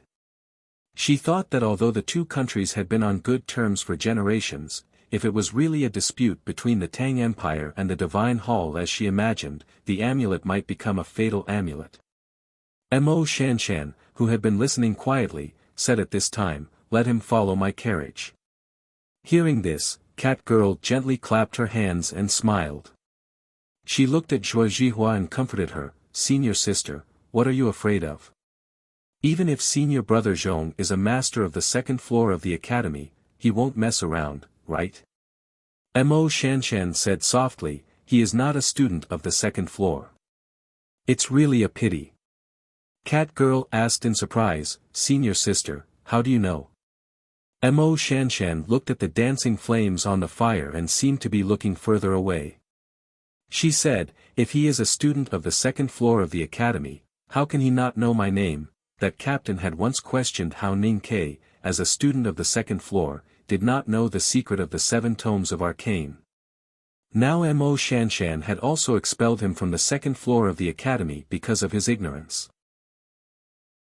If Ning Ke knew this, he would probably be depressed that he only knew how to cultivate in the back mountain of the academy and forgot to ask about these things. The next day, Ning Ke rode the big black horse to the bank of the blue lake. The heavy luggage was placed on both sides of the horse's back, making the big black horse shake its head and breathe out hot air. It seemed extremely dissatisfied, but it did not seem to be exhausted. He changed into an ordinary disciple's uniform of black ink garden and put on a bamboo hat to cover most of his face. Ning Ke was still not satisfied, so he took out the mask that Sang Sang sewed by herself from his luggage and put it on carefully. Mo Shanshan walked out from behind the yellow cloth. Today she did not wear the plain white dress, nor did she wear the wide blue belt around her waist. Like other girls from the Great River Kingdom, she wore a plain wide skirt and a bamboo hat with a veil hanging on the top of her head. Her beautiful eyebrows and eyes were all hidden behind the veil and could not be seen clearly. Both of them wished they could change their faces and make themselves the most inconspicuous. However, they had seen each other's true faces, so they suddenly found that the other had the same idea as them. They could not help but feel a little strange. The two looked at each other and did not speak. Then they brushed past each other. At that moment, Ning Ke noticed that the girl's gaze hidden behind the veil did not completely fall on him. He could not help but frown, thinking that she actually wanted to show her disdain to him through the veil. He snorted in his heart and thought that even Prince Long Qing was not his opponent in pretending to be lonely and indifferent. "You are such a good young girl, don't even think of using this kind of gaze to hit me." After the disciples of Black Ink Garden finished organizing their troops, they marched towards the east and came to the side of the coalition camp. From the logistics department, they received the rations from the Central Plains to assist the left king's palace. The people of the Central Plains Coalition Army and the Yueluan Kingdom were very clear that the real difficulties and dangers would appear after entering the wilderness. Therefore, they did not encounter any twists and turns or any difficulties.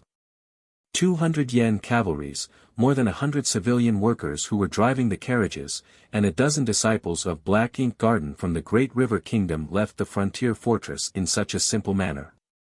Accompanied by the winter wind and the fake morning sun, they walked into the cold and vast wilderness. The yen cavalries escorting the grain team moved forward silently. The civilian workers who were driving the grain carriages looked uneasy or numb. The disciples of Black Ink Garden spread out to guard the surroundings.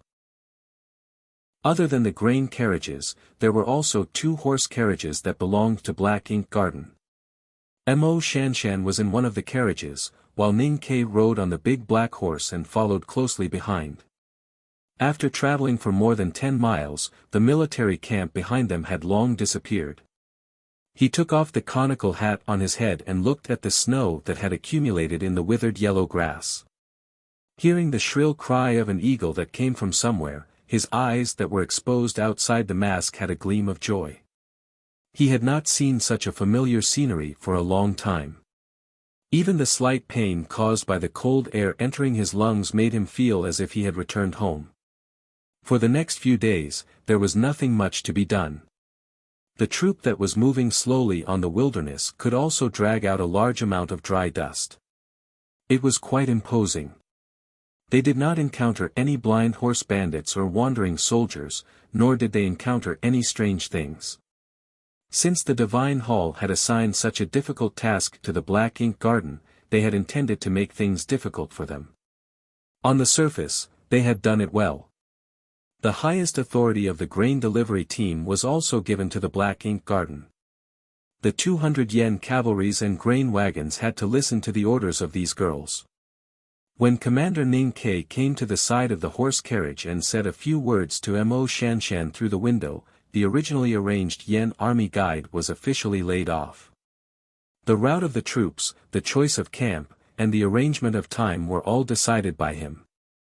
Under his command, the troops walked strictly along the surrounding hills of the Kidney Sea.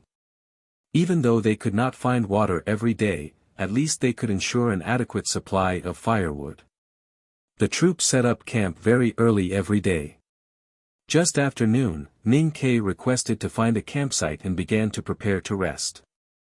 The leader of the Yen cavalries once raised an objection. He thought that the distance they traveled each day was too short.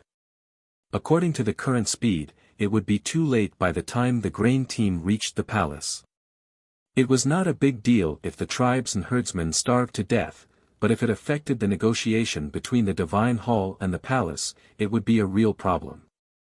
The girls from the Great River Kingdom did not care about the leader's objection. In their opinion, since the Hill Master had decided to let the senior brother of the academy take charge, they should just listen to him. There was no need to say so much. As long as they could enter the wilderness safely and return happily, they did not care whether the Divine Hall would be angry or not. Even though it was winter in the wilderness, it was not too cold yet. The withered grass, barnyard branches, and snow along the way looked boring, but to these girls from the south, it was still a fresh journey. Even though Ning Ke had never been to the wilderness east of Min Mountain, this kind of scenery and this kind of journey were not fresh at all. He had done it countless times, such as giving directions, setting up camp, feeling the wind direction, and looking at animal dung. Most of the time, he rode the big black horse slowly and freely. The big black horse's bridle was specially made, so it could freely lower its head and nibble the grass while walking. His body and soul were also specially made. In this silent and boring journey, he calmly felt the cold heaven and earth, looking for the inspiration to break the realm.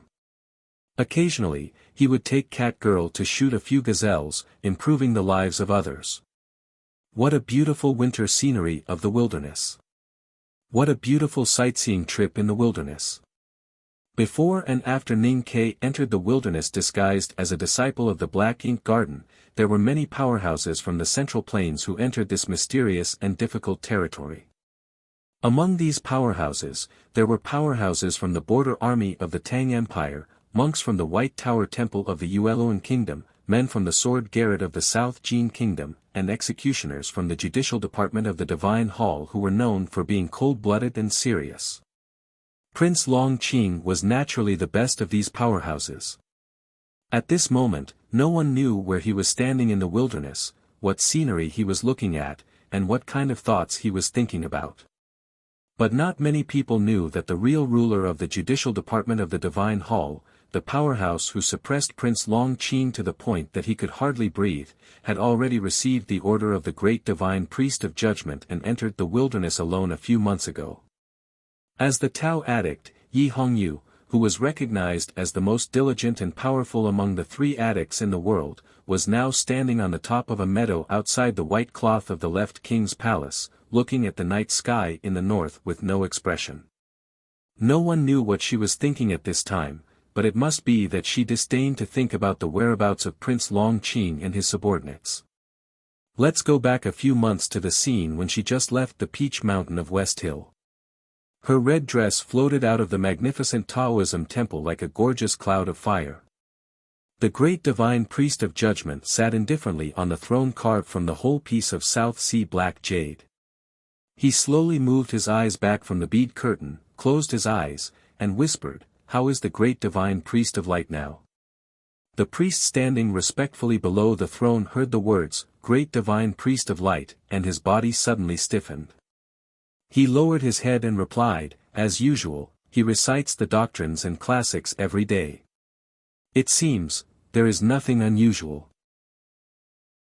The Peach Mountain of West Hill was also known as the Divine Mountain. On the south side of the mountain facing the sun, thousands of pink peach trees bloomed. The Taoism temple hidden between the peach trees grew higher and higher, appearing extremely magnificent and solemn. On the other side of the mountain was a precipitous cliff. The smooth boulder looked as if it had been carved out by a god. There were almost no cracks or soil. Not to mention peach blossoms, even a weed could not survive on it. Even weeds with the most stubborn vitality could not stand firm on the rock walls, but humans could.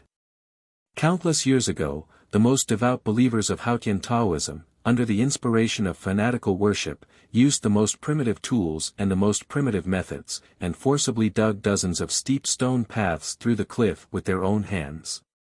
In the process of building these stone paths, countless people fell off the cliff, and their corpses were hard to find. But in the end, the believers still did what they wanted to do. This was probably the real reason why human beings were superior to all things in the world. The middle-aged priest walked slowly on the steep stone path. The huge cliff seemed to be like the collapse of the sky. It seemed to give people a huge pressure. Even in front of the throne of the great divine priest of judgment, he could still stand a little straight, but he completely bent down on the stone path, almost like an ant crawling on the stone path. Walking along the steep stone path along the huge zigzag for a long time, the middle-aged priest finally walked to the depths of the cliff behind the Peach Mountain. This place had been surrounded by clouds all day long. There was no sunlight all day long, and it was difficult to see 5 fingers. He could only feel the wetness around him and the sound of water coming from somewhere. There was a door in the depths of the fog. The middle-aged priest stood in front of the door silently for a moment, and then pushed the door open and entered. Behind the door was a gloomy world. A faint smell of blood reverberated in the dry passage. The dim yellow light shone on the iron wall, adding a strange and heavy feeling to the complicated and beautiful fu lines on the wall. This was the U prison, a place that millions of Hautian believers had never heard of. This place was responsible for detaining the remnants of the devil's doctrine and sinners who were judged as heretics by the West Hill Divine Palace. Only those sinners who were so sinful that even burning could not cleanse their filth were qualified to be locked up here. Hautian Taoism had been established on the Peach Mountain for many years. In this long time, none of the sinners who were locked up in the U prison had ever been able to escape. This was because those who were powerful enough to escape from the U prison would not be captured alive by the Divine Hall. If they could not escape, they would never be able to escape. They could only live in the darkness and isolation from Hautian, painfully and helplessly for the rest of their lives. The middle-aged priest walked silently in the dim passage with his head down. He walked for a long time, but the passage seemed endless. It was not until the passage seemed to pass through the entire holy mountain that a wooden fence appeared. This wooden fence looked ordinary and was not made of any precious wood. There was no fu written by a divine talisman master on it. The gap between the wooden bars was very wide, wide enough for a person to walk out. However, it was precisely this wooden fence that imprisoned a certain someone for 14 years. The middle-aged priest lifted his robe and knelt in front of the wooden fence. He kowtowed 3 times to the old man with withered hair behind the fence, and said with a trembling voice, "Greetings, great divine priest." The old man behind the fence was reading a Hautian scripture in his hand. He turned around when he heard the voice. The old man's cheeks were very thin, and his expression was peaceful and peaceful. His deep eye sockets were enshrouded with holy light. The light was so peaceful and pure, without any impurities or filth. It was as if it could see through everything in the world and see the darkness between the appearance and the heart of everyone. It was incomparably bright. I don't know if I have time to write it tomorrow. If there is no annual leave announcement, I will try to write one more chapter before I go home. To be continued. If you like this work, please come to Chidian.com to vote for me. Your support is my greatest motivation. Chapter 207. Hautian was the supreme and the only faith in this world. Countless believers in the world devoutly worship the Hautian Taoism temples all over the world with their spirit and money. The Divine Hall located in the Peach Mountain of West Hill was the supreme center that influenced and even controlled these temples and the secular imperial power. The West Hill Divine Palace was led by the Hierarch Lord, and the affairs of the Haotian Taoism were managed by three great divine priests. These three great divine priests were extremely powerful and dignified, so they were called great gods. The three gods were the great divine priest of revelation, the great divine priest of judgment, and the great divine priest of light. Among them, the great divine priest of judgment was in charge of adjudicating heresy and arresting the remnants of the devil's doctrine. There were countless strong men under his command. He was the most powerful and had the most power on the surface. The great divine priest of revelation was in charge of comprehending the will of Haotian. He edited the classics and controlled all the Taoist temples in the world with the seven-fan calligraphy. He had a great influence in the secular world. The great divine priest of light was the most special existence among the three gods. He did not have specific distribution of Haotian Taoism's affairs, but he had the power to touch all the affairs of Haotian Taoism. That was because anyone who could become the great divine priest of light must be the most proficient in the doctrine of the divine hall, with the strongest belief and the most sensitive to the darkness of the world. 1,000 years ago, the great divine priest of light brought a certain tomes of arcane into the wilderness to preach. It could be said that he bore the most arduous and important historical mission of Haotian Taoism. One could imagine his status. No one knew why the great divine priest of light gave up Haotian's divine favor and created his own sect. He created a devil's doctrine in the world and fought against Haotian Taoism until today. Even though it was severely suppressed by the West Hill Divine Palace, it was still not defeated. One could imagine how powerful it was. The successive great divine priests of light of the West Hill Divine Palace were all great figures. Therefore, although there was no ranking within the divine hall, the great divine priest of light was the head of the three gods, just below the hierarch. Over the years, there were occasionally letters of authorization issued in the name of the three divine priests of West Hill. However, no one outside of Peach Mountain knew that the respected great divine priest of light was imprisoned by the divine hall in the secluded prison at the foot of Peach Mountain. Moreover, he had been imprisoned for 14 years. The middle-aged priest kneeling in front of the wooden fence could hardly suppress the excitement in his heart. Over the years, he was the only one in the world who often saw the old man behind the wooden fence, but every time he saw him, he was as excited as the first time he saw the old man. Now, he was the most trusted subordinate of the great divine priest of judgment. Even the two priests, Yi Hongyu and Prince Long Qing, would not underestimate him. However, no matter how high his status was, as long as he walked into the dim prison and came to the wooden fence, he felt as if he was still the young man who had just come to Peach Mountain from the Song Taoist Temple in the East Sea, and the old man behind the fence was still the high-status and beloved great divine priest of light. The middle-aged priest believed in Haotian and yearned for the light. He was willing and only willing to devote all his love and reverence to the old man who had guided him onto the bright path, even at the cost of his life and soul. The old man looked at the middle-aged divine priest calmly. The wrinkles on his face were as dense as the wood grain on the fence. The expression on his face was extremely gentle. There was no trace of the wisdom and majesty of the great divine priest of light in the past. The middle-aged priest touched his forehead to the ground and said softly, "The great divine priest of judgment asked, so I came to see you." The old man said, "Even if you don't come to see me, I still want to see you." The middle-aged priest was shocked and said in a trembling voice, "Great divine priest, what did you see?" The old man slowly turned around and looked out from the tiny glass hole in the room.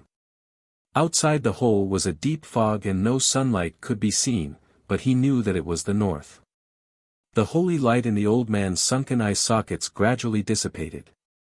The black pupil was strangely enlarged and occupied the entire eyeball, looking like a transparent black jade without a speck of dust. I saw the shadow of the night appear in Chang'an City. Hearing this, the middle-aged priest who was kneeling outside the wooden fence trembled. The great divine priest of light, who had been imprisoned for many years, was still the great divine priest of light. Every word he said naturally had its own reason. For the middle-aged divine priest, there was almost no difference from the will of Haotian. The great divine priest of light did not have the ability to predict the operation of all things in the world. That was the God-given ability of the great divine priest of revelation. But as a priest with the purest and firmest Taoist heart and light in every hair and drop of blood, he had a very special ability to see the real darkness of the world. Many years ago, he once saw the shadow of the night floating from the wilderness to the Tang Empire. It was because he firmly believed in this that the West Hill Divine Palace did so many things in that powerful empire in the north at all costs. However, it was very strange that because of that incident, he, who had a high position in the Divine Hall, was instantly beaten down to the dust. Facing the wrath of the Hierarch Lord, especially the gaze of the Taoist in indigo, as powerful as he was and as intelligent as he was, he could not do anything to resist. Thus, he became an unknown prisoner in the foothills of Peach Mountain. The middle-aged priest asked for instructions in a trembling voice. This matter should be reported to the great divine priest of judgment, no, the Hierarch Lord. The old man looked at him with a smile and shook his head, saying, "This hall," with a faint sigh, the dust on the fence flew up. "And the temple at the back of the hall, it has already fallen and decayed."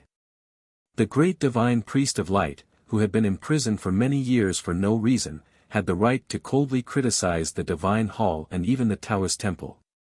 However, although the middle-aged priest respected him, he did not dare to reply. He raised his head and after a moment of confusion, he could not hide his excitement and said in a trembling voice, "Are you leaving?" The old man looked at him quietly. His sunken eye sockets had returned to their original state, and the holy radiance made his eyes look indifferent and hollow. His dry lips trembled slightly, and he said emotionlessly, "You will die. Many people will die. There are many people in the divine hall like me who are willing to give up their lives." The middle-aged priest did not hesitate and said firmly, "For the light to come to the world." After being imprisoned for 14 years, he finally decided to escape the prison of the divine hall because of the darkness he saw. The old man quietly looked at the middle-aged priest who was kneeling outside the fence. It was as if he was seeing the young Taoist priest whose eyes were full of awe and worship many years ago. The wrinkles on his face became deeper and deeper, filled with compassion and compassion. One night, the old man got up and walked to the row of seemingly loose and low wooden fences. He quietly looked at the fence and looked at it for a long time, which he had accompanied for 5,000 days and nights. Then he said one sentence. "I have no confinement in my heart. How can the confinement stop me? My Taoist heart is bright. How can the light stop me?" After saying this, the old man reached out and pushed the wooden fence. His action was ordinary and casual, as if he was not trying to get rid of the years of confinement, but just wanted to leave home and push open the creaking wooden door. The old man's fingers touched the wooden fence.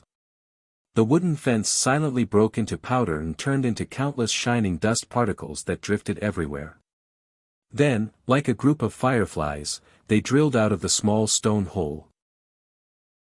The great divine priest of judgment, who was quietly sitting on the South Sea seat of heavenly black jade with his hand supporting his chin, suddenly stiffened. Two tiny specks of light suddenly appeared in his majestic eyes that were as deep as the sea.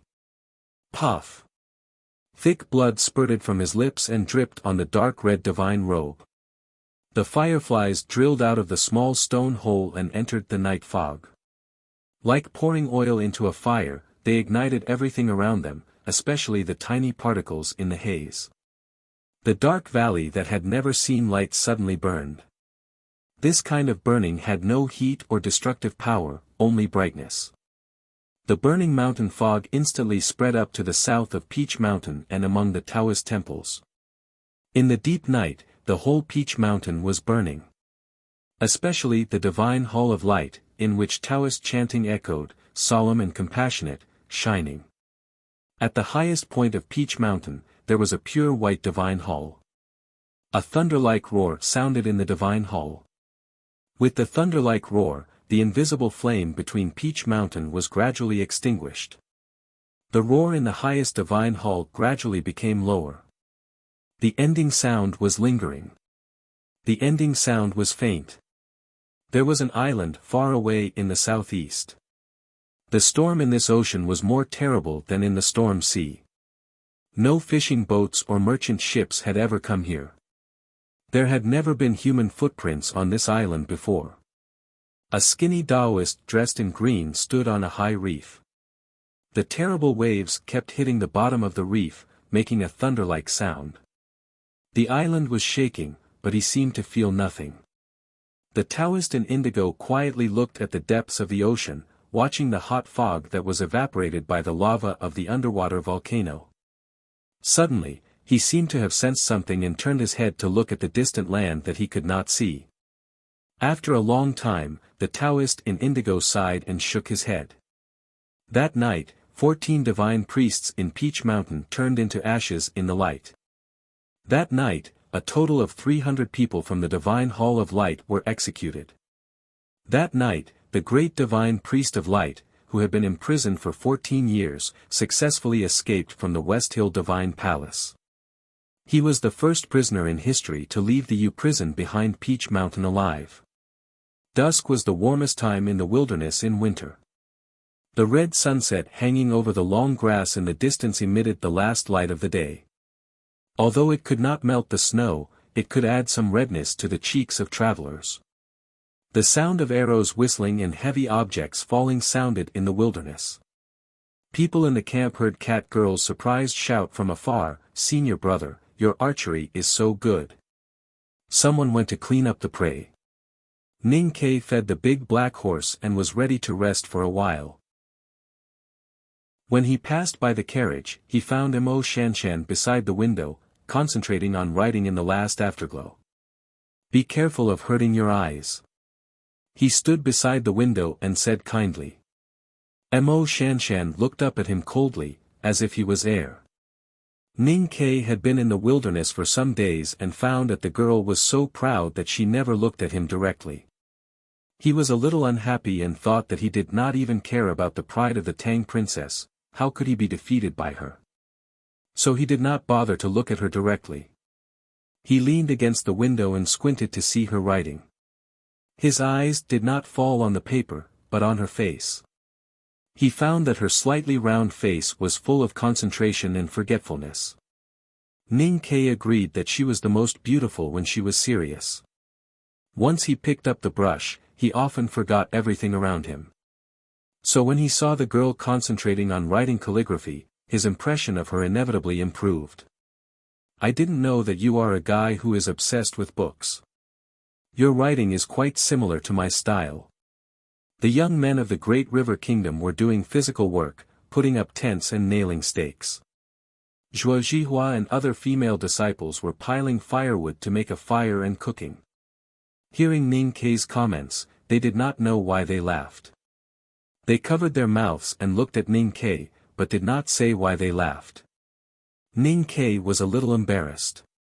To cover up this embarrassment, he looked up at the sky and found that a few grain-sized stars appeared on the edge of the wilderness, looking at the sunset across the sky. He subconsciously sighed, "There is still no moon." Inside the window, Mo Shanshan put down the brush on the inkstone and followed his gaze. She asked dully, "What nonsense are you talking about?" Ning Kai was slightly startled and thought of something. A smile gradually appeared on his cheeks. Mo Shanshan looked at his side face through the window. The breeze on the wilderness blew his hair and a lovely little dimple vaguely appeared. She suddenly found that this guy's smile at this time was so sincere and sincere. Suddenly, Ning Kai put his palm on the window and his body swept up and disappeared. A light sound came from the top of the horse carriage. Mo Shanshan looked up and did not understand what it meant. In the wind of the wilderness, Ning Kai stood on the top of the horse carriage and looked at the smoke gradually rising under the round sunset in the distance. He gradually frowned and put his hand between his lips to blow a sharp whistle. The camp suddenly became quiet, and the warhorses began to stir. Accompanied by the setting sun, Sang Sang ate noodles with fried eggs alone with relish. There was not a single green onion in the noodles because she did not like to eat green onion. The reason why she used to put green onion was that someone liked it. She put on Chenjinji Cosmetic Store's powder in front of the mirror alone, and there would not be someone who always laughed at her. She slept alone, rolling from left to right and from right to left. The bed seemed much bigger. On the bed, she kicked her legs and stretched her arms as she wanted. She no longer worried about who she would kick or hit. Living alone in Chang'an City was very comfortable, but also very uncomfortable. Sang Sang lay on the bed and looked at the tree outside the window. She looked at the stars in the leaves and wondered why there was still no moon. What was the moon that the young master mentioned? Where was the young master at this time? Maybe because the bed suddenly became bigger and she was not used to it, Sang Sang did not sleep well all night like the previous days. She tossed and turned until dawn. She got up with a yawn and rubbed her face.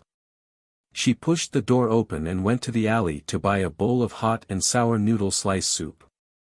Then she sat on the threshold of the old brush pen shop. In the bright light of the early morning, she ate alone, tasteless.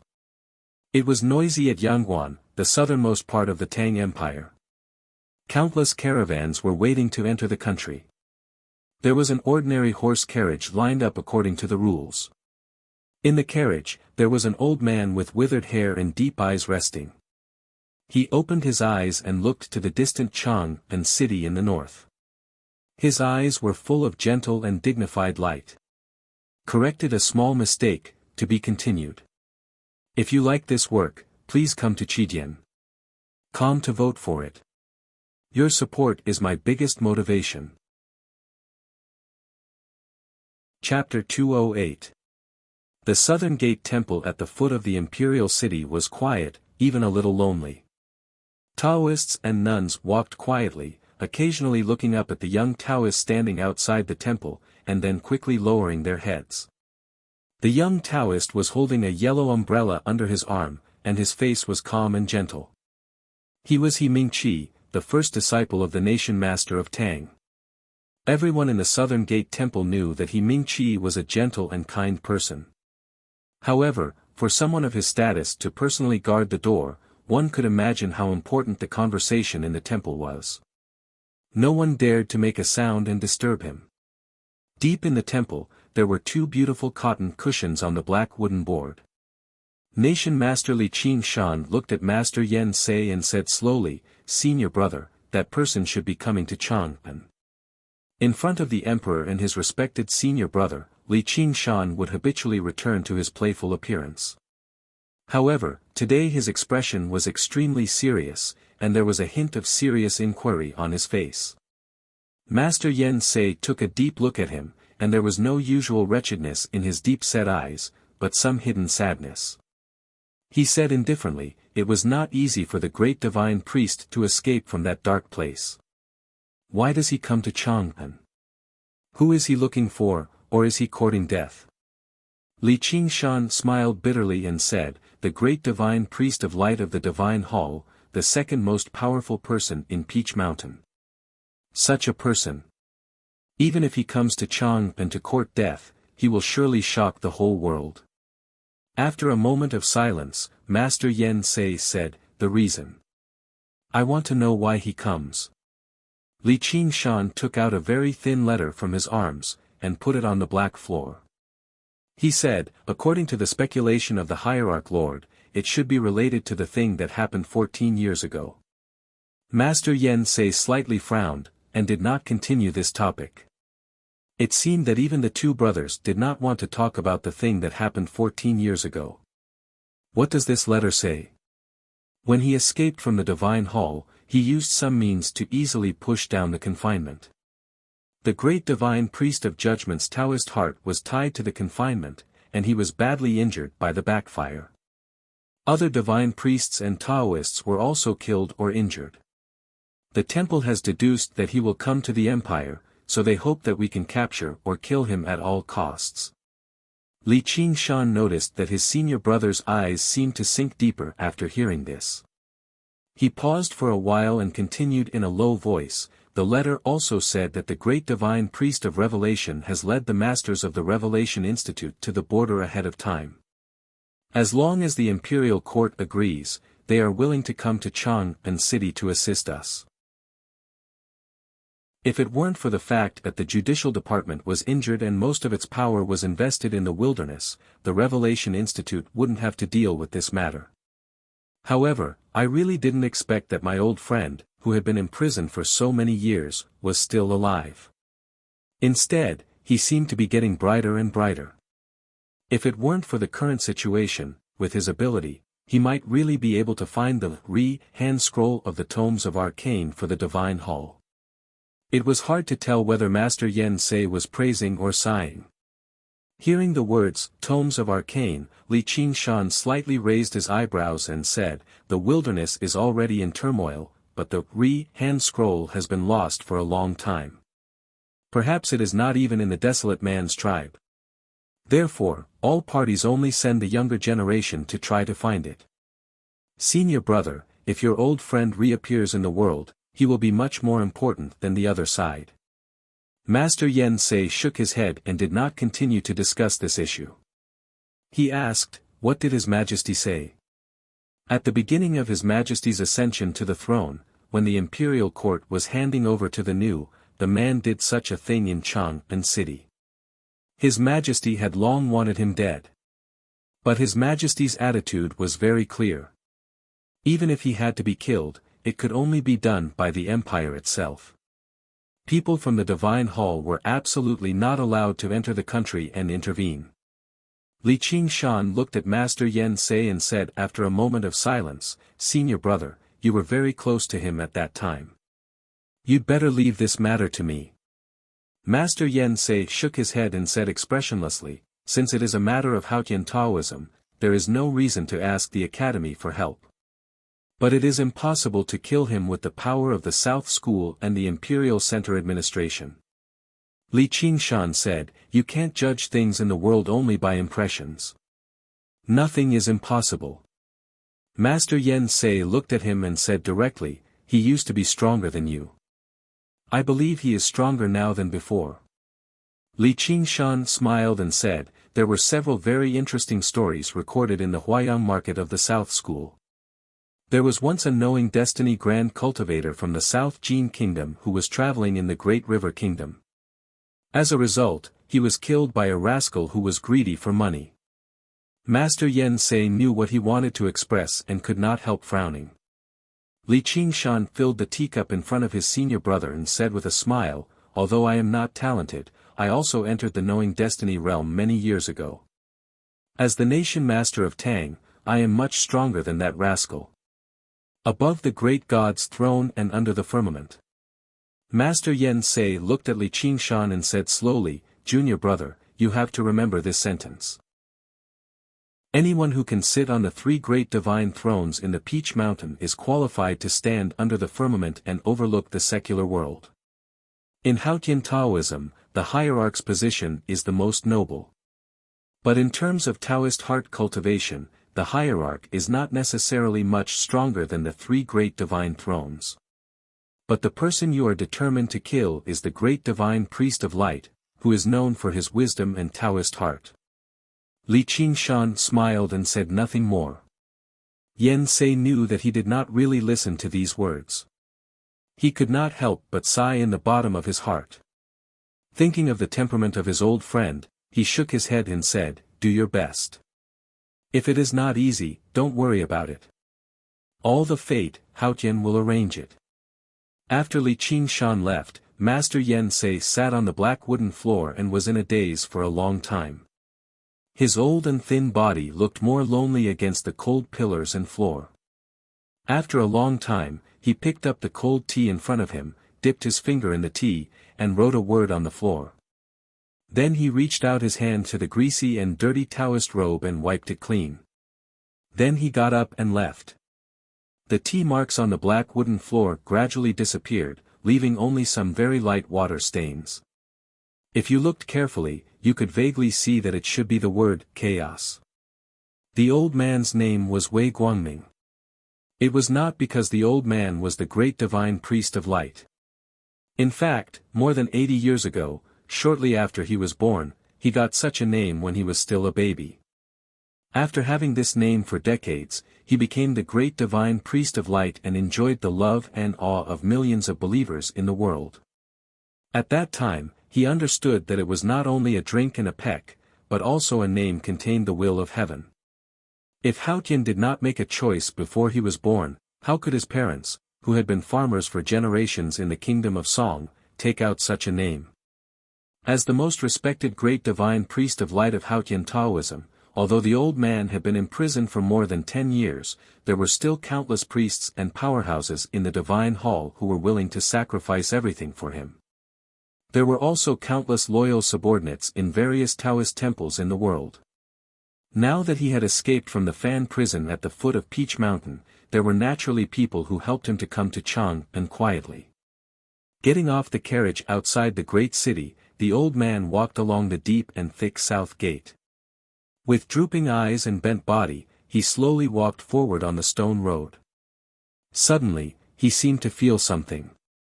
The moment his right foot stepped on the Vermilion Bird Avenue, it slightly stiffened, and then he took it back and turned to the east. In the eyes of the passers-by, the old man was just a little inconvenient in his legs.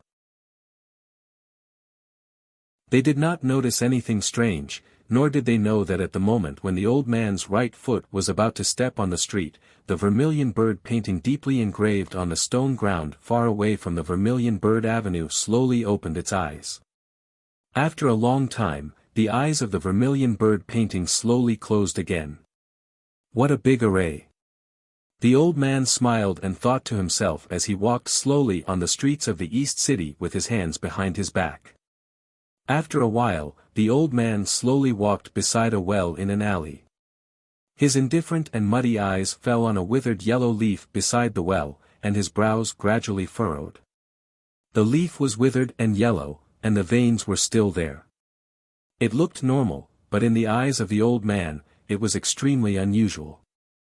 In his eyes that could see all the darkness in the world, all the sceneries, street scenes, and life in the city seemed to be covered with a very thin layer of gauze. It did not cover the truth, but covered the fate that circulated between heaven and earth.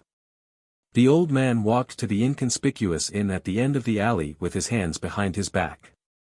He shook his head and thought with emotion, what a big array. The big array of Chang'an city had not been activated, but it had already covered the mystery of heaven, so that the old man could not see the dark shadow that he had been chasing for 14 years. However, the big array that made him admire and vigilant did not find out that he was a peerless powerhouse from the West Hill, and did not give any warning. Because he was not the great divine priest of light now. He had restrained all his aura and ability, and even completely forgotten his Taoist heart. Now he was just a very ordinary skinny old man. He picked an ordinary inn to stay in. In the following days, he walked around Chang'an city with his hands behind his back and his body hunched. He went to some ordinary places of interest, went to some ordinary markets, ordered some ordinary dishes, drank some ordinary fragrant jasmine, and listened to some ordinary folk songs. He spent some ordinary winter time like the most ordinary old man in Chang'an city. Until the winter gradually came and the coldness became stronger, he went to buy an ordinary thick cotton-padded jacket. An ordinary old man did not need too much sleep. One morning, he got up when the sky was just bright. He wandered around casually and came across a stall selling hot and sour noodle slice soup. He smelled the fragrance and bought a bowl. When he left, someone knocked over the front of his cotton-padded jacket. A little girl came over with a food box and looked at the embarrassed old man expressionlessly. She pulled out a big towel from her sleeve like a magic trick and wiped the stain for him. Then she bought another bowl of hot and sour noodle slice soup for him. The old man thanked her, but she shook her head, indicating that there was no need. Then she left with the food box. The old man was stunned. He handed the bowl of hot and sour noodle slice soup in his hand to an old beggar from the Yen kingdom who was thinner than him. Then he followed the little girl from a distance. The old man followed the little girl to an alley called Lin 47th Street and saw a small shop called Old Brush Pen Shop. He watched the little girl working hard in the shop for a whole day. The more the old man looked at her, the more he felt that the little girl was fresh and delightful. She was extremely clean from her appearance to her temperament, like an absolutely transparent glass bead. As long as there was a little sunshine, it would definitely shine brightly. The little girl's skin was a little dark. But it was also so clean and bright. So the great divine priest of light from West Hill stood in Lin 47th Street and couldn't help admiring her with joy. It's been a long time. Brothers and sisters, I'm tired. I've had 10 days off. I'm not qualified to complain, so I can only talk about my thoughts. There are some problems with the internet at home, so I haven't been online these days. I'm a few days late. I sincerely wish everyone a happy new year and a healthy family. Finally, a more sincere thank you. Finally, I must add that I haven't updated for 10 days. I just entered the upload password for half an hour. Half an hour. I'm so, to be continued. If you like this work, please come to Chidian.com to vote for me. Your support is my greatest motivation. Chapter 209. In the following days, the great divine priest of light, disguised as an ordinary old man in Chang'an, went to the inn, ate, slept, enjoyed the scenery, drank tea, listened to music, and took a nap. Every day, he would stroll around the Lin 47th Street and see Sang Sang. He saw Sang Sang when he ate, slept, drank tea, listened to music, and took a nap. He went to see Sang Sang every day. After finding out the name of the skinny little handmaiden in the old brush pen shop, seeing Sang Sang became the most important part of his life. One day, the old man came to the Lin 47th Street again with 2 bags of osmanthus cakes from the Furong store. Seeing the little handmaiden being picked up by a royal carriage, he could not help but feel curious, but did not think much about it. Looking at the closed door of the old brush pen shop and not seeing Sang Sang's busy body, the old man felt something was missing and regretful. After standing there for a while, he suddenly remembered that he had forgotten the real purpose of coming to Chang'an. The shadow of the dark night had long disappeared from the old man's eyes. He did not know where that person was hiding in Chang'an or whether he was still in Chang'an. He had even completely forgotten about it these days. Standing on the gray wall of the Lin 47th Street, he thought of it and shook his head. He put the osmanthus cakes in front of the old brush pen shop and tightened his dirty thick cotton-padded jacket. Then he passed through the cobweb-like streets of the eastern city and came to a quiet mansion in the southern city. 2 large locust trees stood quietly at the entrance of the alley. Their leaves fluttered weakly in the winter wind. Compared to the lofty trees peeking out from the houses on both sides of the alley, they looked a little shabby. There were 2 mansions facing each other in the middle of the alley. The old man did not pay attention to the mansion on his right, but looked directly to his left. The broken seal had long been torn clean by the wind, leaving only some scraps of paper mixed in between the peeling paint of the wooden door. It looked extremely dilapidated.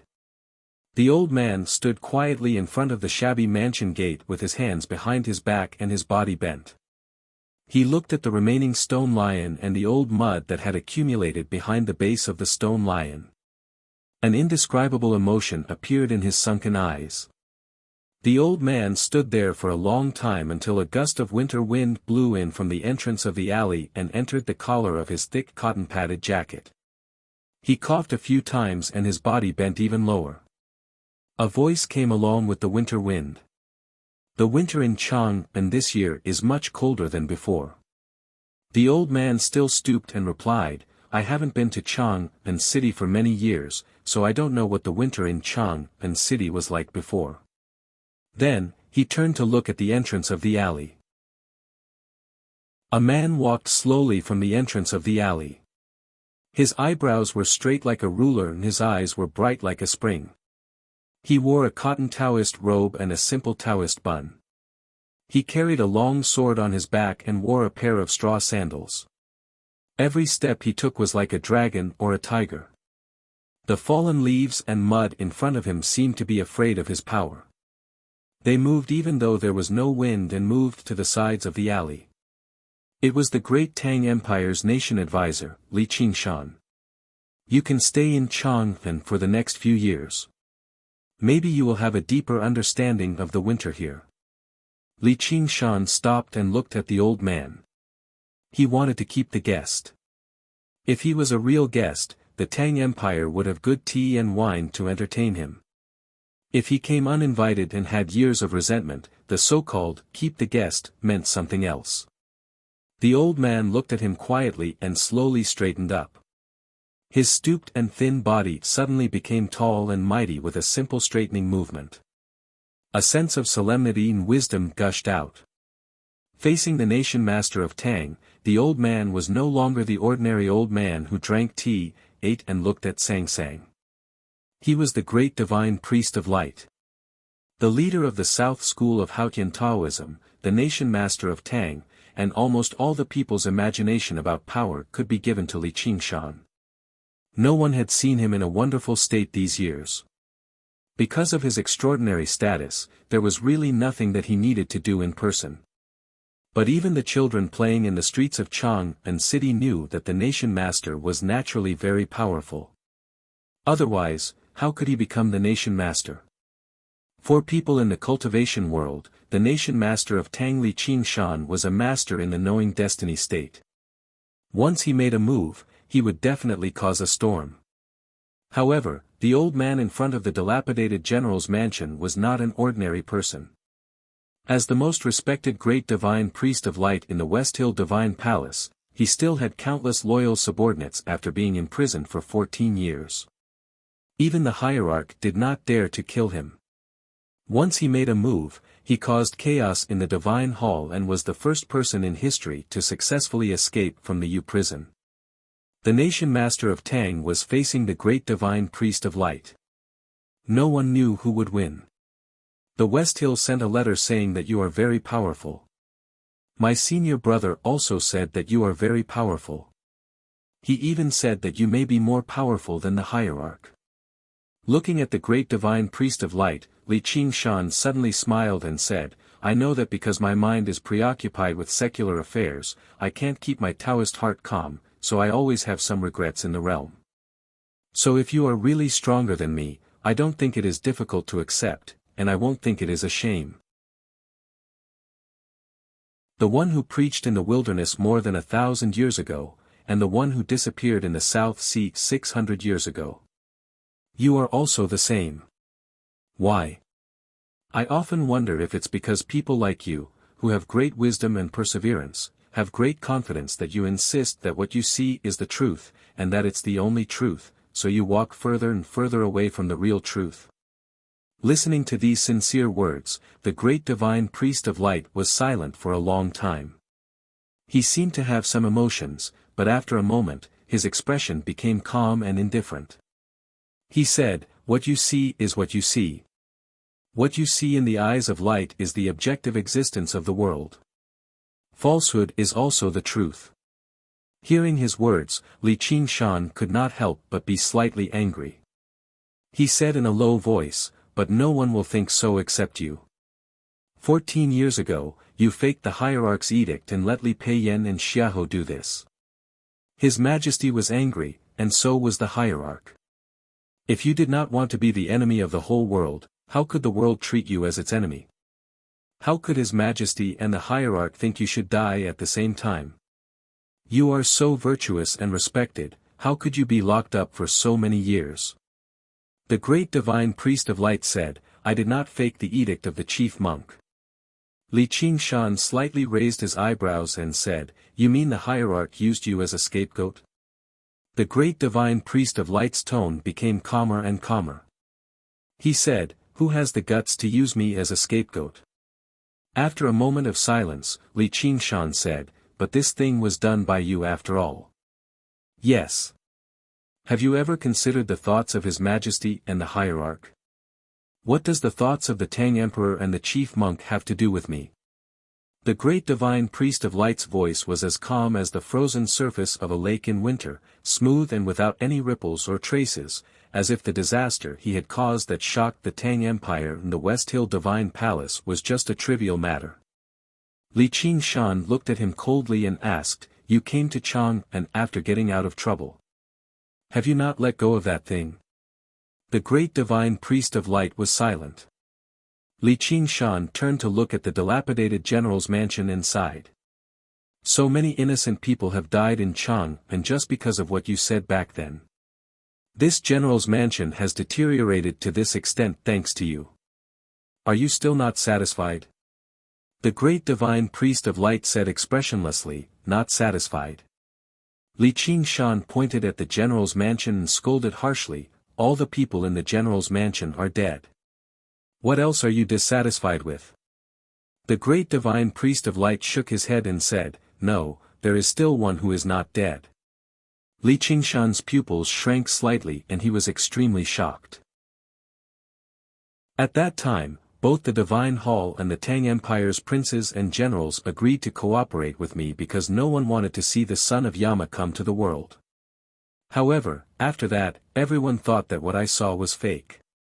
Your princes thought that I had bewitched them and your emperor was extremely angry. So even though some people knew that there was still one person alive in this general's mansion, they were not willing to continue the investigation and even forbade talking about it. Why was I imprisoned for 14 years?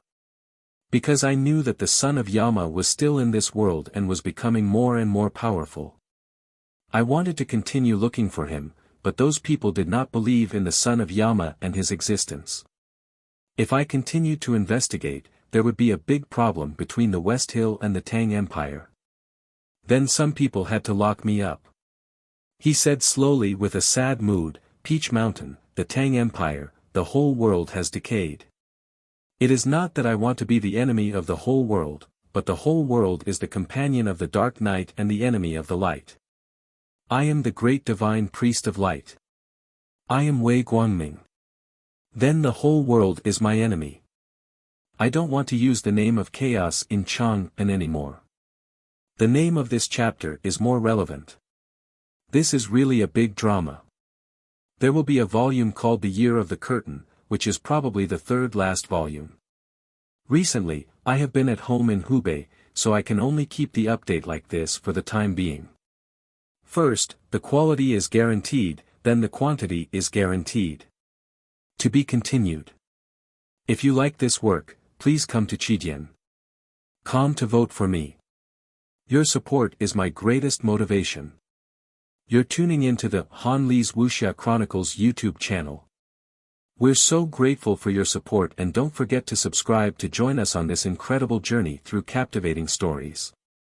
Your generosity through donations truly makes a world of difference, as it's the primary source of revenue that allows me to expand and enhance this channel for you. Thank you from the bottom of my heart for being a part of this adventure.